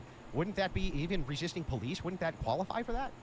No, a government proceeding would be like the Senate confirming like an an actual executive agency. You would have to demonstrate that. Not general. That's true. I think that you can interfere with government proceedings. So is Andrew trying to say government proceedings could even be day-to-day paperwork, business that like office work that could be done in a federal or any kind of governmental location, like either a police station or you know, the Capitol, anything in the Capitol or whatever, versus there was an actual thing that was happening, an actual proceeding, congressional proceeding, which was the counting of that. Like, that's a very specific thing. Even absent there being some actual proceeding that you're interfering with, I think that this if could you be would done like with to just introduce- localized In general. laws. That's fine, and if you would like to introduce your own unique definition of insurrection, Why you would can I need to do but that? We have because yours. I'm unaware in the historical record of anybody suggesting that interfering with police officers is a matter of insurrection or can lead to an element of insurrection. Are there I'm laws just not aware against of it. rioting? I don't know. I'm not sure. I know there's laws against like things that happen in rioting. I don't know if there's like a law of Are rioting. you resisting those laws when you're rioting? No. You're not resisting those laws when you're rioting? No, unless you're literally No. rioting to say we should make rioting legal or we need to get rid of the prohibition on rioting. Wait, why would that be a qualification to resist the laws, Destiny? Because breaking the law and resist. Do you acknowledge that breaking the law and resisting the law are not Well, the tell me same what the thing? distinction is, so I'm not confused anymore. Breaking a law is when you do something that's illegal, and resisting the law is saying that this particular law shouldn't exist. Yeah, okay, but if you're rioting, how do you go about resisting a law? Well, you could riot for the purpose of overturning a particular law. You Yeah, might but say, you're I don't resisting like other laws then, right? No, you're not. You're not saying that rioting should be made legal. Yeah, but even if you weren't, you would still be resisting laws that were on the books against rioting. Yeah. So if I can't divorce, okay, we can just disagree here. Do you think that resisting and breaking the law are the same thing? I didn't say that they're the same thing. I said that necessarily, if you're rioting to resist some other external law. So let's say I think that there's some. Hold on. Do you agree? I think this let's really say- easy. Do you hang agree on, that you can bro. engage in rioting? No. Do you agree that you can engage in rioting and accept that you might get arrested for rioting? Yeah. Then that defeats your entire argument. How? You can engage in rioting without resisting the law of rioting. Yeah, Understanding but that, well, I'm not actually, rioting, but I might be that makes arrested my for it. argument. That makes my argument.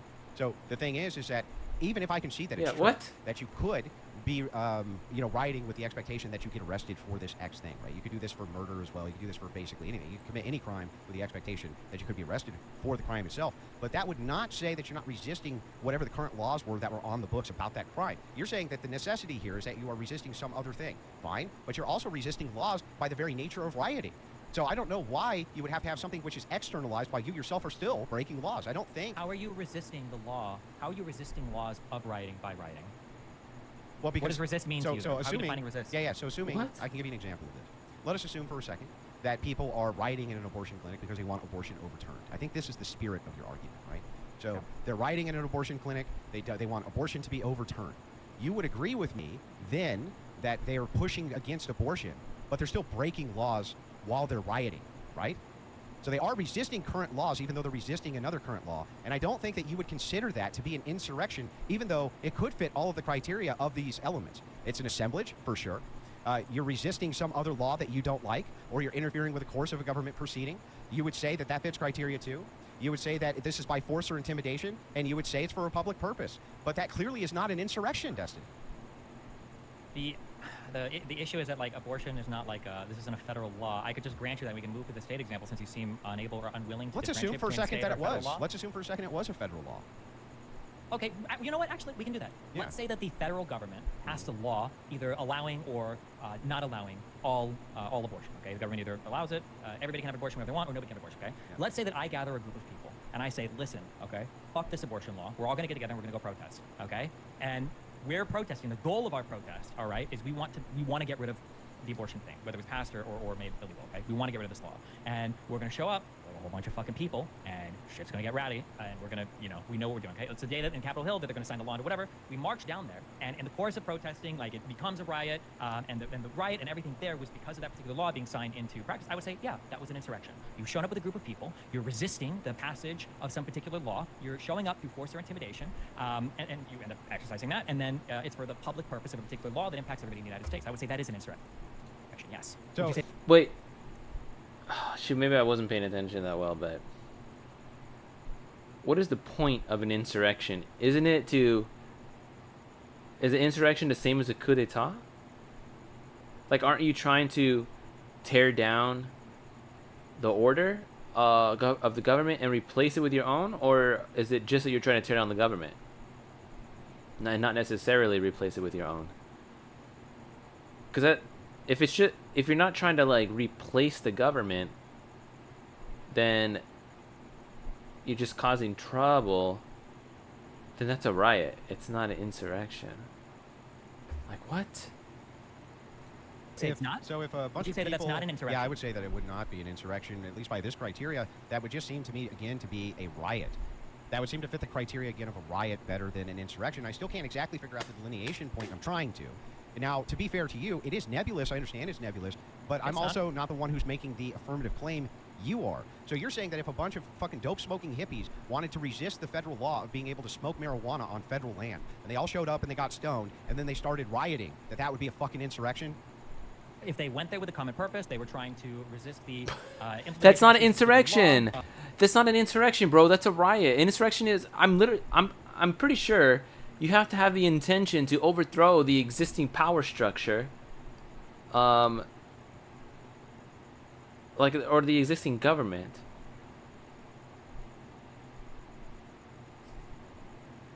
Is that what they're saying? Like, that was the intent?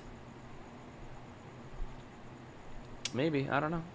Yeah, theoretically. Well, no, yeah. they're just resisting, right? They're just resisting a law. They're saying, we're here to protest the fact, man, that we can't smoke weed on federal property, man. So they all grab their blunts and they start toking up in protest, right? And then they start a fire and kick some stuff. They kick some stuff. Hang on, I just want to make sure. You think that would be an insurrection? The historical record, it could be yes. Do you have any definition of insurrection whatsoever? Don't need to give you a counter definition. If you're not going to give me a counter definition, I can give you the riot definition. Doesn't include necessarily a public purpose. I've already given examples of riots that wouldn't fit my definition of insurrection, and I really only need to give one, and I automatically win.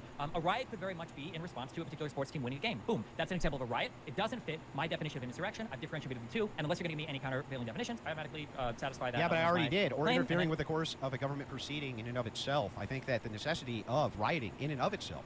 What if you blockade a federal highway? Wait, the necessity of rioting. He thinks he can win an argument by saying you can't come up with a better one, so it has to be mine. Is that default? But if he's able to show that if Andrew's able to show that Destiny's definition doesn't actually fit what he says it fits, then he doesn't need to prove anything, because Destiny's not proving anything. In and of itself, wait, what? I think, yeah. No, hold on, I think that rioting itself, you're breaking crimes by rioting. Do you acknowledge that I just gave you an example of a riot that wouldn't be an insurrection under Who cares about that?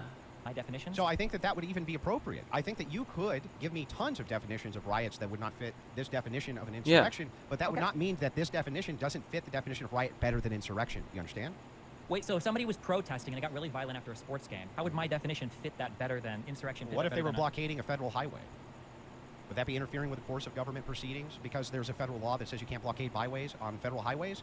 I mean, this is the thing, is that this becomes so. Do you see what I mean, though? This becomes so broad that we can begin to just add all sorts of things and call them insurrections. Let me give you an example. So if we're going to be totally good faith here, right, which I've been trying to be this entire debate, and I think you would concede that, if we're going to be really good faith here, do you really believe that if a bunch of hippies showed up to smoke a bunch of dope on federal property, okay, and a few of them got wild and started a fire and kicked some shit, right, and fucking, I don't know, somebody got beat up with a bat because there was tens of thousands of them who showed up for that protest, do you really believe that that would fit the criteria of what most people think of, including you, as an insurrection? If they didn't go there united by... Bruh, the only way it could be an insurrection, in my opinion, is if they went and they actually tried to, like, I don't know, gay man someone. That's what I think. I don't know. It just seemed like they went there to protest, which is their right, to protest for a specific thing, and some people turned that into a riot. But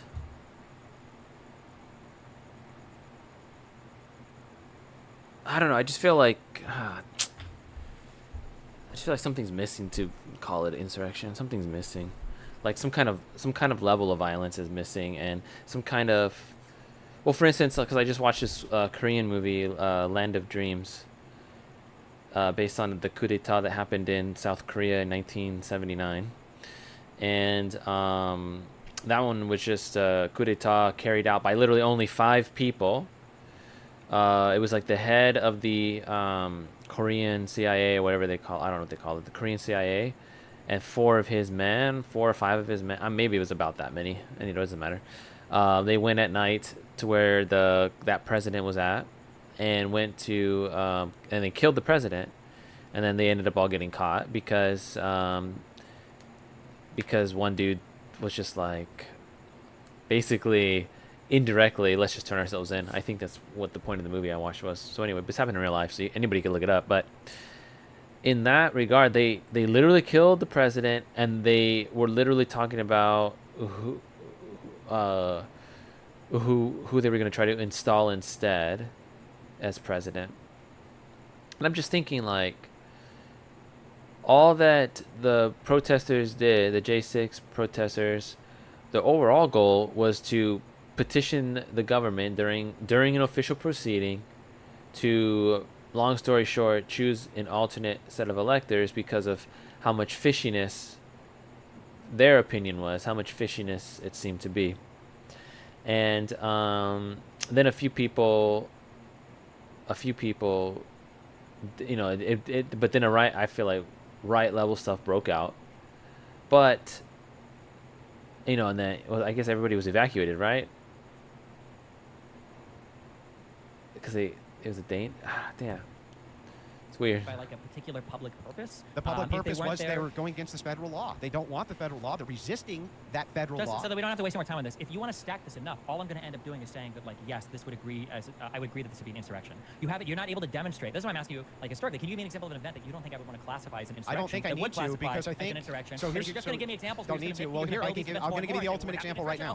Yeah, I would say that was an Nobody in good faith anywhere is going to agree with you that if a bunch of hippies showed up to resist the marijuana law on federal property, and then a few of them started a riot, that they would consider that insurrection against the United States. I don't believe you believe it. I don't believe your audience believes it. I don't believe anybody believes it. So if that is the case, that it's so broad that that will encapsulate that, I'm actually fine leaving the debate there too.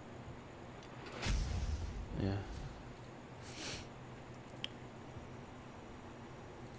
I wouldn't know how to argue. I don't know that much. I wouldn't know how to argue it. Anyway, I think I'm gonna wrap it up right there. I think that I think I should incorporate some more gaming stuff, but I don't know, dude. Ever since I lost my job, I cannot. I mean, I did a little Contra thing, but for the actual games I was playing, just like gaming in general, oh man, I'm having a hard time picking up my controller. But anyway, I should make more actual videos as well. This is the wrapping up, thinking about everything, you know, that the reflection time before the end and stuff. I don't know what to think. And I'm also thinking about how in a moment I'm going to have to get an actual job again. I don't want to run out all my money, all my savings. But definitely the novel is still a thing, and I just need to keep talking about that. Is there anything else that I would like to talk about?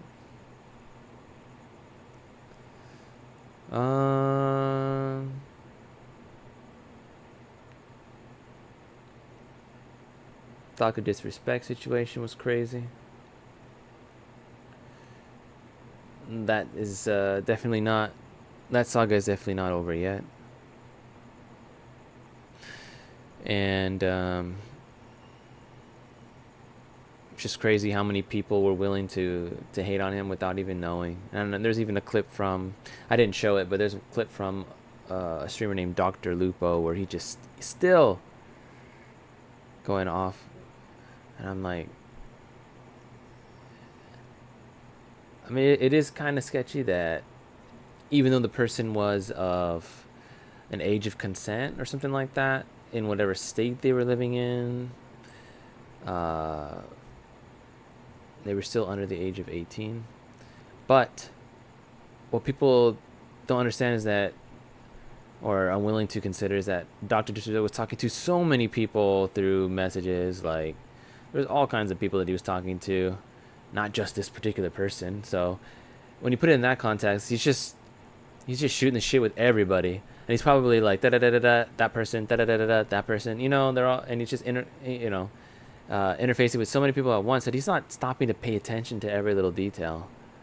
So he's not like targeting this person. You know what I mean?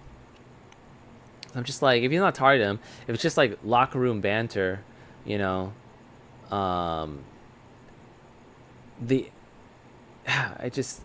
it's just so overblown, and it's really a political thing more than anything, and more of a, actually maybe not even political is the right word. It's more of an ideological thing, I think, and for many people, Dr. Disrespect represents a different ideology, or should I say not just a different one, but an opposing one.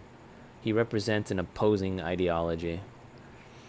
And I tried to explain what I meant earlier in this live stream, so, but I don't know if I even did a good job. I gotta work on being able to articulate my thoughts, which is why I'm live streaming, to be honest. That's a big reason why. I want to be able to articulate my thoughts better to the audience, to you guys.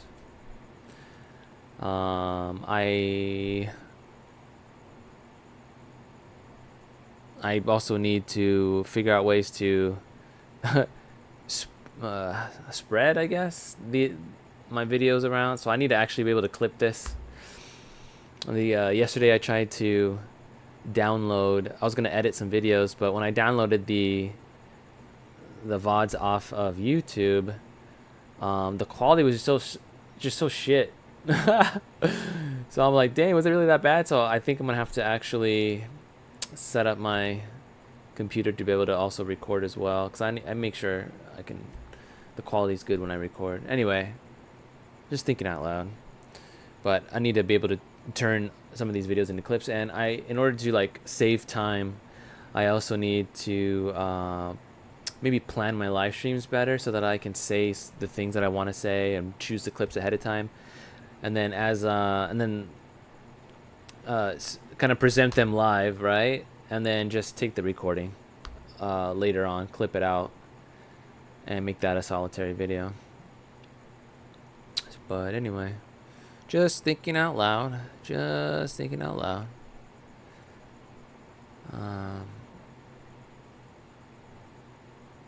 the jobs I'm thinking of looking into. Hey, Debarpan, hello, how are you? I'm just shooting the breeze. Just talking about thoughts that are going on in my life, or in my mind, that have to do with my life, I guess.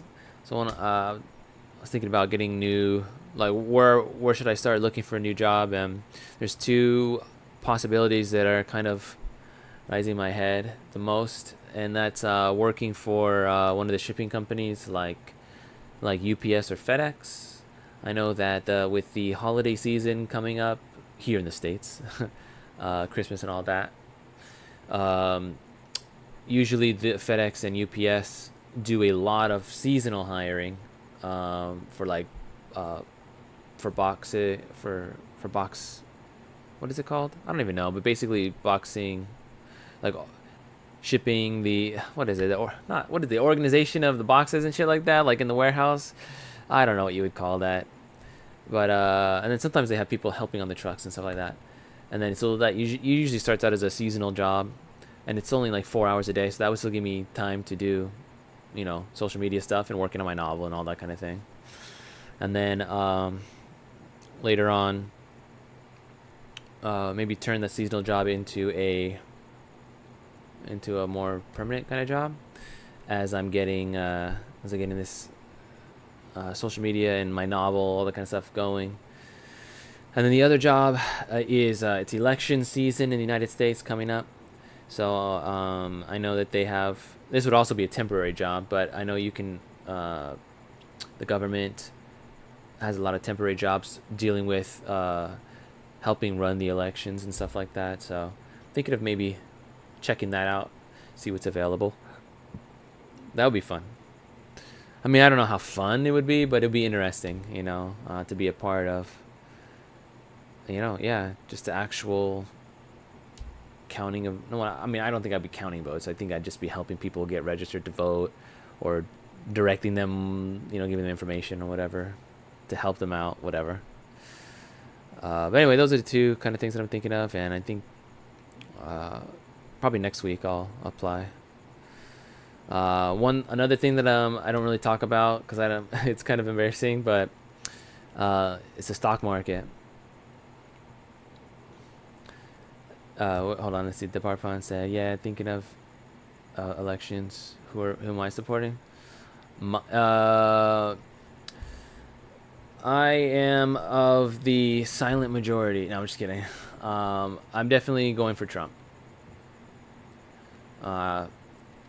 Just because I don't want to become, I don't want to go down the path of communism and all that stuff in our country, and I also just don't like the idea of the way the left kind of thinks and the way they treat a lot of the values that I hold. I'm more of my values align more with conservative values overall, and I don't like how you can't talk to the radical left. Like, you can't really talk to them without them demonizing you. Like, I think that's so freaking weird. Which is why I'm also kind of happy that RFK Jr., Robert F. Kennedy Jr., kind of came over to the fold, because he's like an old style Democrat, and I'd rather have an old style Democrat as my opponent, who at least I know is like an authentic human being. Even if he has something like a lot of things that I disagree with, I'd rather have someone like that, someone you could actually dialogue and work together with, rather than the radical stuff that a lot of people on the left are about, and the way they police your mind. Like, dude, it's so weird. Like, on the right, we have all sorts of infighting that happens. I mean, there's kind of like infighting on the left too, but I just feel like on the right, I don't know. The right's not perfect either. Like, being a Republican is like not the best thing either, because the Republican Party has all the guys at the top are just neocons and stuff like that. So like for a long time, the neocons and neolibs were like, oh, they're on the same page. They just are on different sides of the same coin, pushing the same stuff. But that's why I kind of like the populism, at least the idea that the people have a say, even if it's not the perfect way of doing it. The brash, Donald Trump does have like that brash side of him, and part of me I get excited by that. I think it's kind of funny to see someone throwing the shit around, but I know in the long run, like, you don't want to perpetually have a leader like that. You want to have someone who is more composed in the long run. But I think just because of the political nature here, the political climate that we have, like, something like that's needed for now. But and I don't think it's as bad. Like, yeah, the opponents will paint that as a really bad thing, but I don't think it's that bad. It's not that radical. Plus, he's moving towards to the moderates anyway, because the left has gone so far left that a lot of like moderate left people are like, well, we don't really like that direction. We don't really like that direction, so there are just a bunch of voters there that are, that don't really have a candidate that they like. So if Trump can kind of move to the center, then he can chance being able to choose a lot of those people, or convince them to vote. And so that's why he's kind of like softened his stance on abortion, kind of moving more towards a more pro-choice kind of stance. Which I'm a conservative. I have conservative values, and I'm not like too thrilled about that, but I understand that in our country, like, not everybody thinks like me, and it's like, I see it as like, politically, Donald Trump kind of has to do that if he wants those voters, but I'm not going to give him shit for that, because I get it, but a lot of people on the right are giving Donald Trump shit for kind of compromising on pro-life or whatever. I'm like, dude, I don't know. I don't think you need to go there right now. I think that if those kind of conservative people just need to make better arguments, like what, but that's a very contentious issue. So people's like moral compass has to change at a more deeper or fundamental level. And I don't think voting is going to really like change those people's minds. Like, you have to appeal to them outside of the election season. You know, it's if they're, you know, it's too late. It's like now it's like the election. You just got to go with what's gonna work for you right now. Like, you can't be a super idealist. Like a lot of people on the right who are like Christians, they want Trump to be their pastor in chief, and it's like, no, dude, he's a political person. He's not your religious leader. Like, he has to speak for a wide swath of people, not just religious people. You know. So I don't know. That's my opinion. But it is hard to balance. Like, even when I was younger, like I was really, really idealistic, and I wanted my ideals to be perfectly expressed in my politics. But after a while, I realized, like, you can't really do that, because politics is about getting along administratively as best you can with people who have different views than you. So you have to, okay, I'm willing to go this far. You have to be good at negotiating, pretty much, you know. Modi is considered, oh yeah, he's a president, right? Let's see, hold on. Modi. Interesting. So there's in India, it seems like you're saying that yeah, I think actually maybe I've heard about that, where Modi kind of presented himself more as a theological, and that's actually why he was able to be so influential, right? Because he started appealing to religious sentiments and stuff like that. I think I watched something like a couple years ago, or a year ago, something like that, briefly, where it talked about how he kind of started to appeal to the religious. But anyway.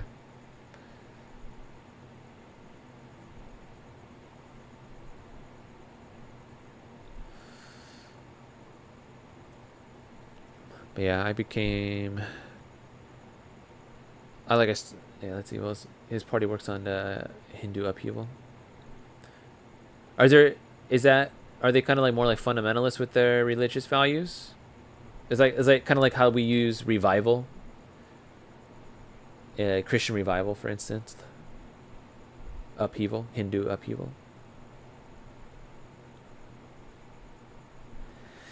But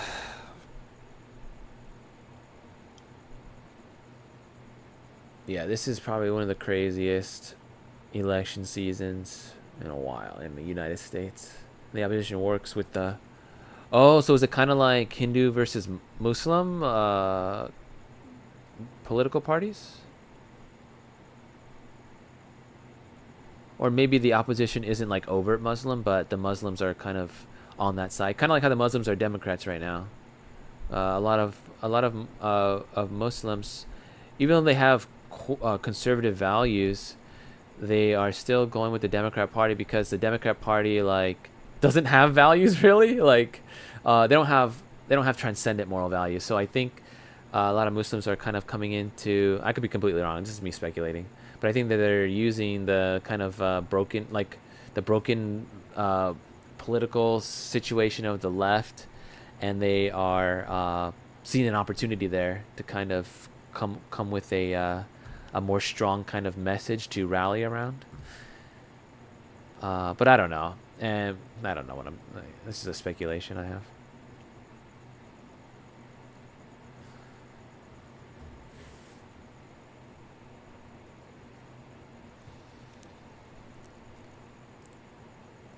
Oh, I forgot I was supposed to have music going in the back. I don't even got my music going.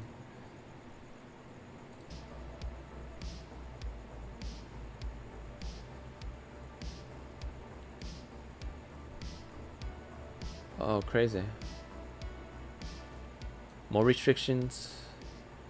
Hold on, for some reason I can't actually see the full message, because the little heart thing right here, it's just a bad design. Maybe I should just go over here. Yeah, no, it's the same over here.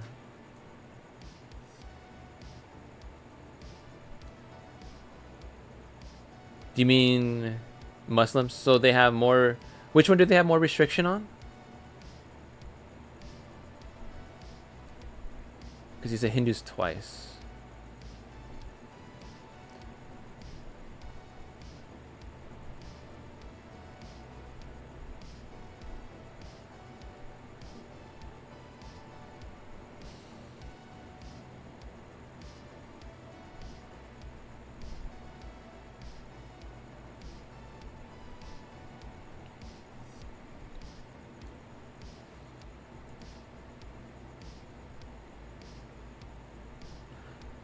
As a result, the opposition, which was in power for prior 70 years.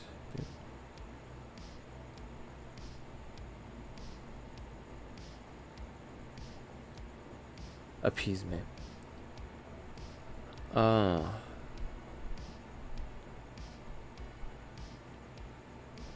Appeasement. So you mean that the opposition, in order to kind of gain support, kind of targeted, well, targeted maybe not the right word, but yeah, they targeted Muslims to kind of appeal to them. Okay, and so in order to kind of counter the party that was appealing to Muslims the most, Modi came into power, because obviously there's gonna be more Hindus in general in India than Muslims.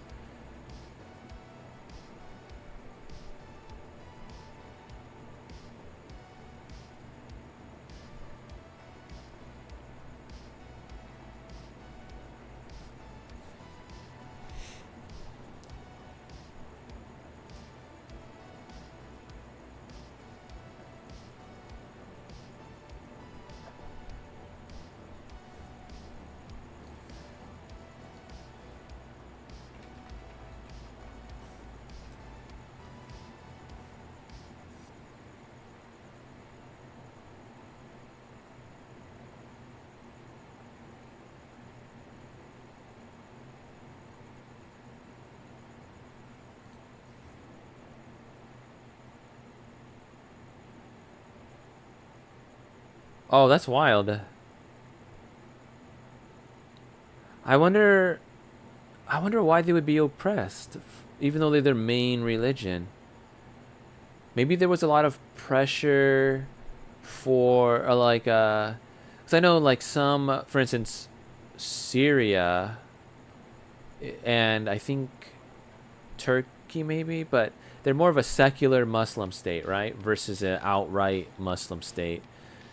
So maybe, yeah, maybe the secularists have been in power for longer in India, and then now that's why there's, maybe there's, people are getting burned out of the secularism being pushed so much in India, that now they're kind of going the other way and moving towards the more religious Hindu.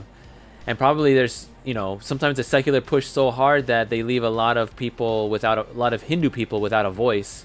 And all you need is someone to come in there and give them a voice. Especially if there's a lot of numbers. That's kind of like what happened here in the United States. Both the political parties kind of abandoned the general person in favor of this, like, heavy ideological agenda of world domination and fucking around in the Middle East and around the world. Okay, yeah. I see.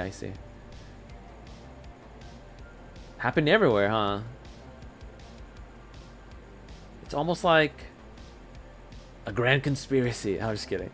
All these different countries have these great swaths of people that are no longer being represented by their government, and so that's why you're having a lot of these normal everyday people in the United States, in the UK, in India, it sounds like, just speaking up, being like, hey, I don't think so. I don't think so.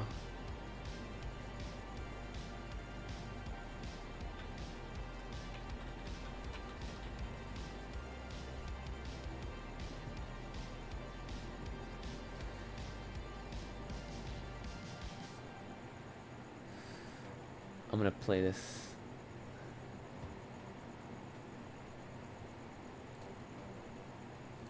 Oops. Hold on.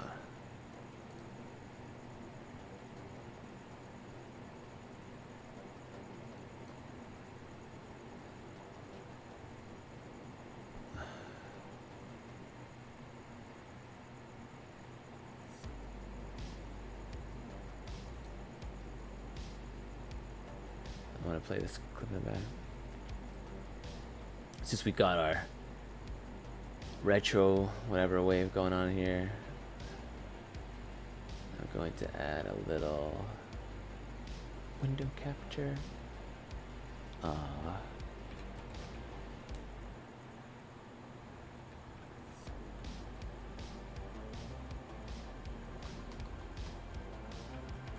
Okay.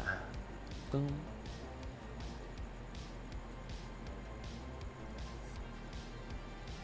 Yeah, this.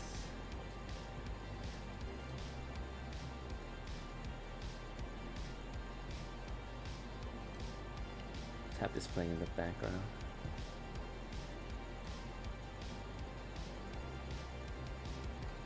I wonder if I'll get monetized if you, or not demonetized. I don't even make money, but some kind of warning. We'll see. Let's see if I get. Anyway.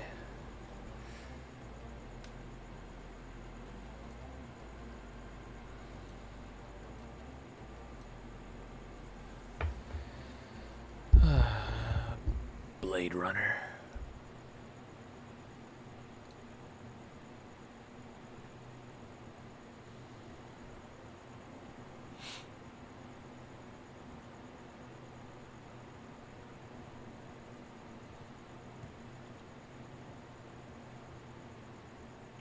The bar pun, have you ever seen this movie?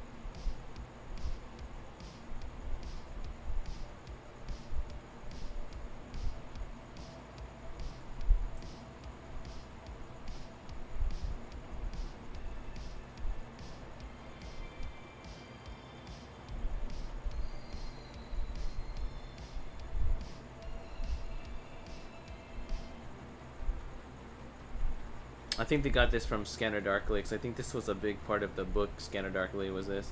Because they incorporated it from Scanner Darkly, is what I mean.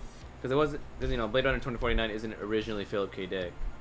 It's a spin-off, right? So, but there's definitely this scene in a Scanner Darkly in the book. I don't remember the movie, but in the book where regularly has to do baseline checks and stuff like that.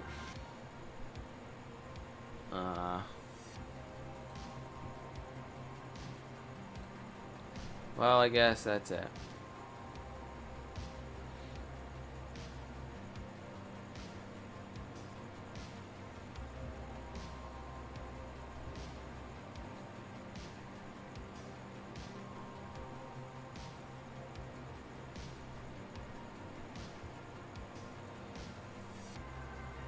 Maybe that's why my...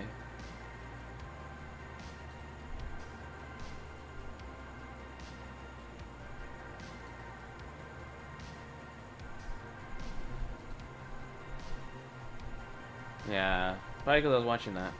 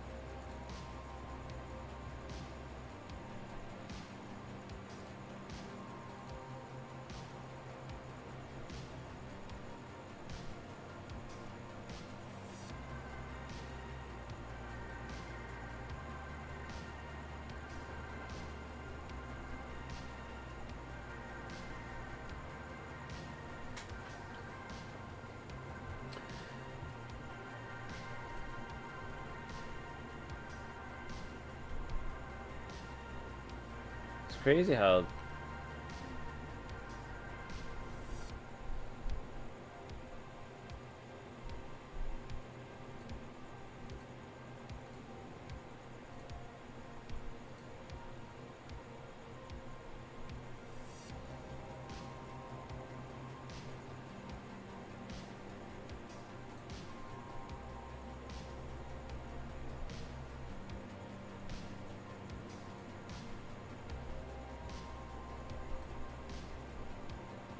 There it is. So wild that they can do that. Holy crap.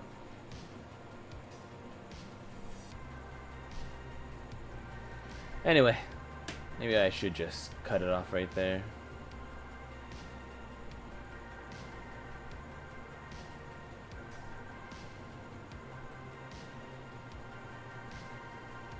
Maybe I can come up with more interesting things to do. Keep people watching.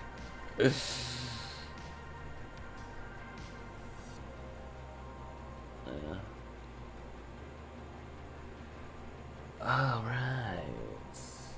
Well, I think that's gonna be it for me tonight. I think that'll be it. I do plan to stream tomorrow, but maybe I should come up with an actual plan. I don't know. My overall goal is to build an audience around that might one day like to purchase a novel from me when I finally finish it. I feel like I need to have that as my main goal, because otherwise I'm just wasting time on the internet. I don't want to, like, it's not that I'm wasting time on the internet. What is it? I gotta come up with the right way to say that. I feel like, okay, the parts of this that I feel like are important are being able to chat with you guys. I think that's like my favorite part. So I need to just create scenarios where that's possible, primarily.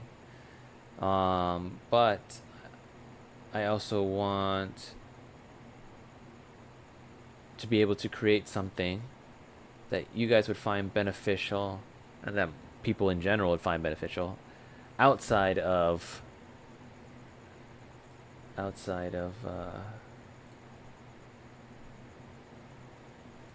just hanging out on the internet. You know what I'm trying to say?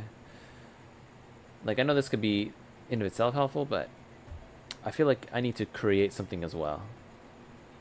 I mean, I guess you could say this is part of creation, but I don't know. Writing has always been something that I've been good at, so I ought to develop that and have it be something to contribute. I want to be able to work out how I think better and how to articulate my thoughts better, and I think I can do that by leveraging social media. Because in the long run, that's kind of how I see my vocation, you could say, in life, is to help people kind of get like a better understanding of the world we live in, and to give a voice to certain people who feel like maybe they don't have a voice either.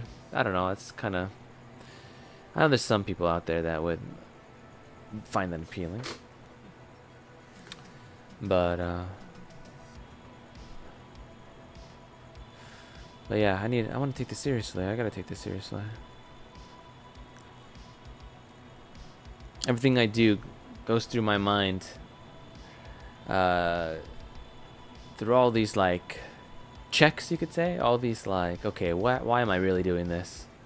I'm always wanting to tie it to some greater meaning, you know what I'm trying to say? In short, I'm not always satisfied with just doing something for shits and giggles, I guess. But that's fine sometimes, but I want that to be part of an overall goal, I guess. If we're having fun, I still want that to be part of an overall like goal or mindset. I don't know. But anyway, just rambling at this point, trying to think out loud, trying to articulate my thoughts, articulate what's going on up in my noggin. It's 11:39. I might just turn on. I have Blade Runner 2049. I might just turn it on, start watching it. Off stream, of course. I don't want to get a copyright notice or whatever like I just did. Well, I was just showing clips that are already on. Anyway, well, they are monetizing it, not me. I'm not even making any money from it.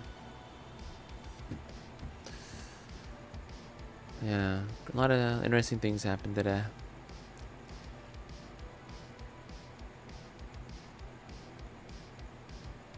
But I'm sure many more interesting things will happen tomorrow. So if you're seeing this, thank you for tuning in. I enjoyed the conversations with many of my friends earlier in this stream. It was great to be here with you guys. I'm looking forward to the next time. And peace be with you. The peace of God be with you.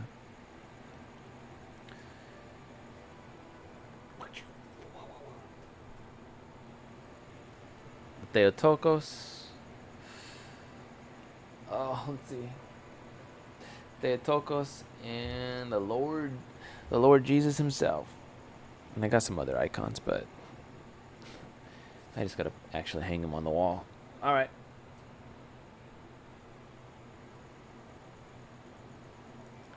My name is SteubeMan.